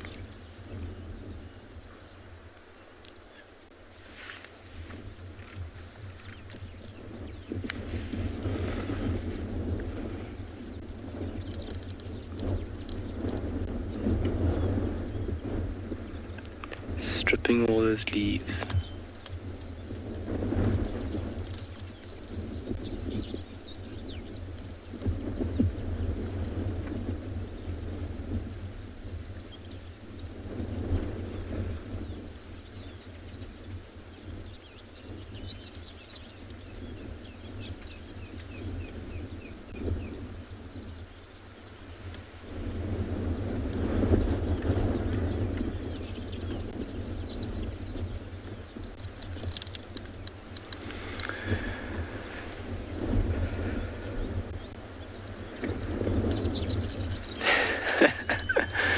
Jen, how does a giraffe scratch and itch? It depends where it is. So if it's on the chest area or legs, it uses its mouth. But if it's somewhere along the back or the rump or the high parts of the neck, I've seen giraffe a few times actually go into a bush, literally get stuck into a bush, and they rock themselves backwards and forwards to obviously get to that itchy spot. Or they use branches or parts of logs or parts of broken stems that come off trees. They find that spot and they'll rub on that spot of where that itch is. So using vegetation, that's definitely the way in which they will deal with an itchy spot. Nice big back scratcher.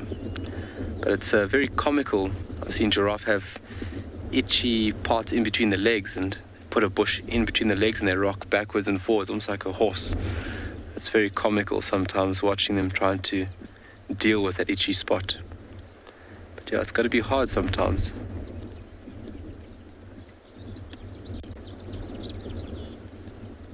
Always think about that. Imagine like biting flies. They have no way of deterring the biting flies, and you know, they have their tail, but that's not a huge deterrent. But I couldn't imagine these little things sitting on me and just biting away, and there's nothing I could do about it. It's got to be very frustrating sometimes. A beautiful bull.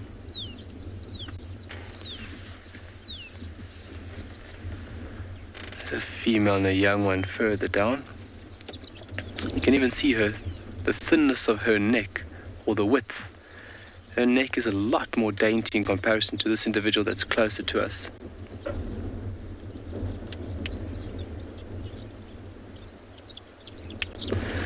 Brendan, why do giraffes have hair at the end of their tails?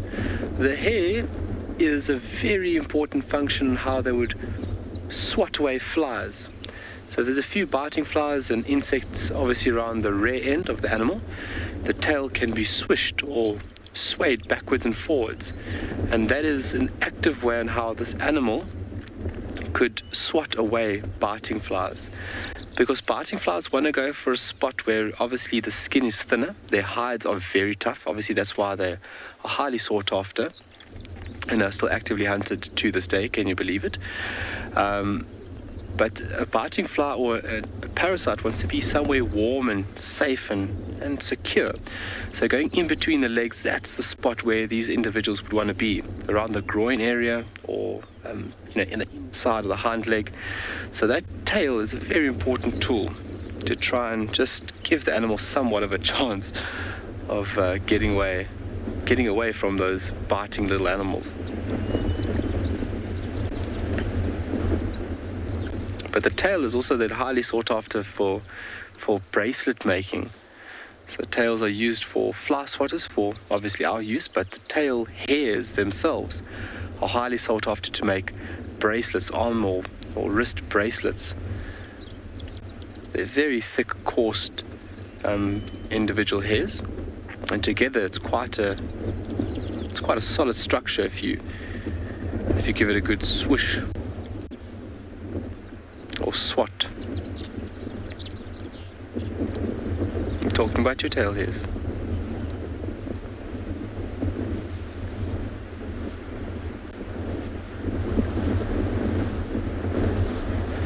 The cloud formation now slowly starting to break up, and we've got some sun. So that cloud cover just allowing plants to absorb that little bit of rain that did touch the soil late yesterday afternoon.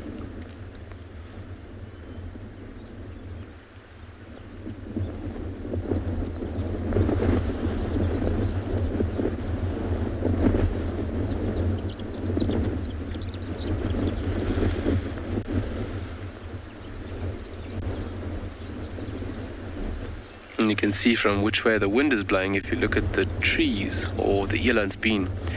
These animals are actually feeding upwind. So if you're feeding upwind, the tree up ahead of you doesn't actually know that you're coming. There's no notification, so no early warning system, so they obviously increase those tannin levels. You see most browsers, they will move upwind, because once browsed upon, that tree will release a chemical that is taken downwind, and once that chemical is received by another tree, that tree is almost has an early warning notification that something in the area is going to come nibble on you. So you would start increasing your chemical defense. We're going to send you over for some lion action.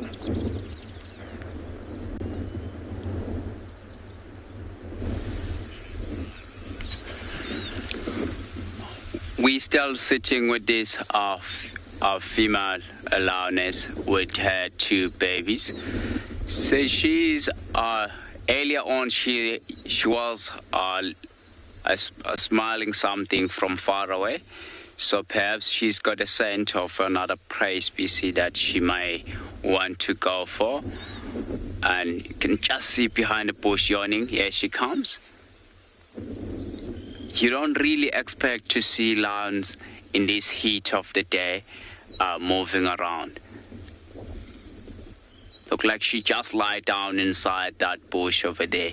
So I think what are we going to do? We're going to loop around and try to see her face. I think she wanted to follow something, and now because of it's really hot.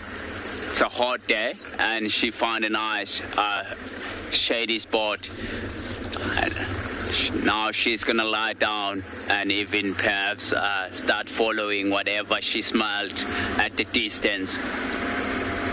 But she's right over here on our right hand side, lying down against the bush here in a nice shady spot.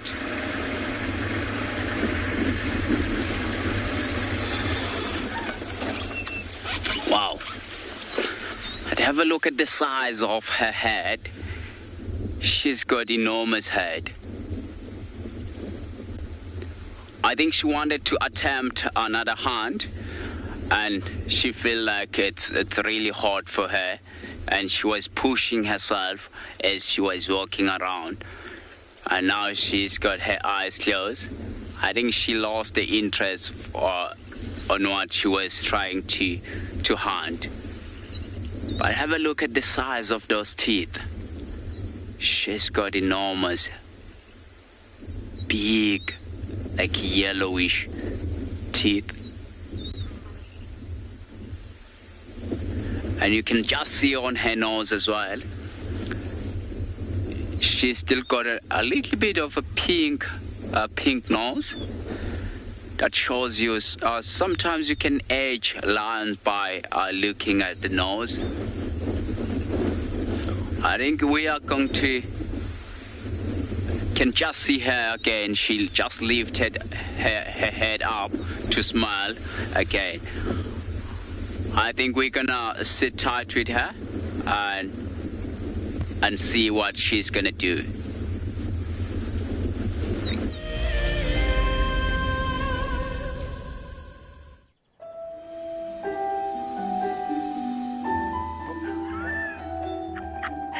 It just pretended to be dead.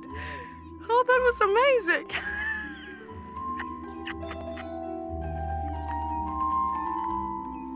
I can't. How do I it's like that is hands down the coolest. Expect the unexpected here on WildEarth daily. Have you been watching WildEarth and dreamt of being right there on safari with one of the guides? Well, now you can. WildEarth is offering you a chance to buy a ticket to dream. You or a friend can hop on board a live WildEarth show and join our guide on safari. The ticket is redeemable at any of our locations, anytime in the future. Only a limited number of tickets are available, so don't wait. Get your ticket now and start dreaming. Terms and conditions apply. Hi, my name is Taylor McCurdy and I'm coming to you from Eco Training here on Pridelands. My most favorite animal in Africa has to be the elephant that's behind me, and this is Kumo, you'll meet him. But elephants just in general, they're really sociable, they're always doing something, and I love to see the interactions between the members of the herd. Catch up with the guides daily here on WildEarth. WildEarth is launching our brand new Explorer program with an opportunity to win a very special WildEarth expedition. The lucky winner will get a behind-the-scenes WildEarth experience at the magnificent and beyond Ngala Tainted Safari Camp. The prize includes a 3-night stay for you and a friend with a chance to sleep out in the unique Ngala treehouse. Become a WildEarth Explorer and stand a chance to win this and many other prizes. Terms and conditions apply.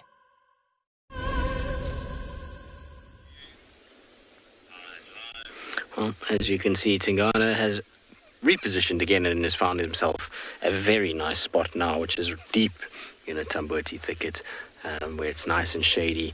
It's gotten very hot again. The sun has come out from the clouds, and so you'll find that he's found himself finding a good spot to rest, and I suspect that he won't move too far from there during the course of today. I'm pretty sure that we're going to find him exactly in this area this afternoon, which I'm sure Trishala will come and have a look. I know she's had a tough couple days when it's come to animals. Well, yesterday afternoon, this morning has been a little bit tricky, but she's had lots of cool small things. That's one thing about Trisha. She often finds lots of little things that is really, really cool to kind of look at. I always enjoy the kind of things that Trish talks about. She discusses a lot of really interesting things that is a lot more science-based than experience-based. Something that I've noticed a lot with female guides is they tend to focus a lot more on like the science of things than male guides tend to rely on the experience a lot. It's obviously a gross generalization, but it's seems to be quite true. Anyway, it's that time of the day where we need to say goodbye to all of you. Hope that you've had a wonderful day with us, and we'll see you all this afternoon on our sunset safari.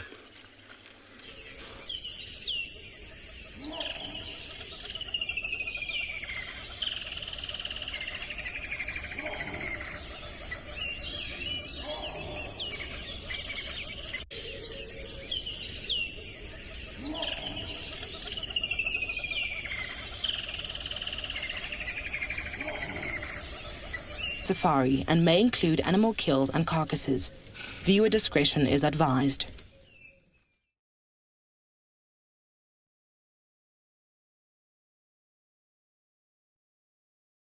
WildEarth. What we have here for you this afternoon is a very full lioness that's breathing very quickly. Plans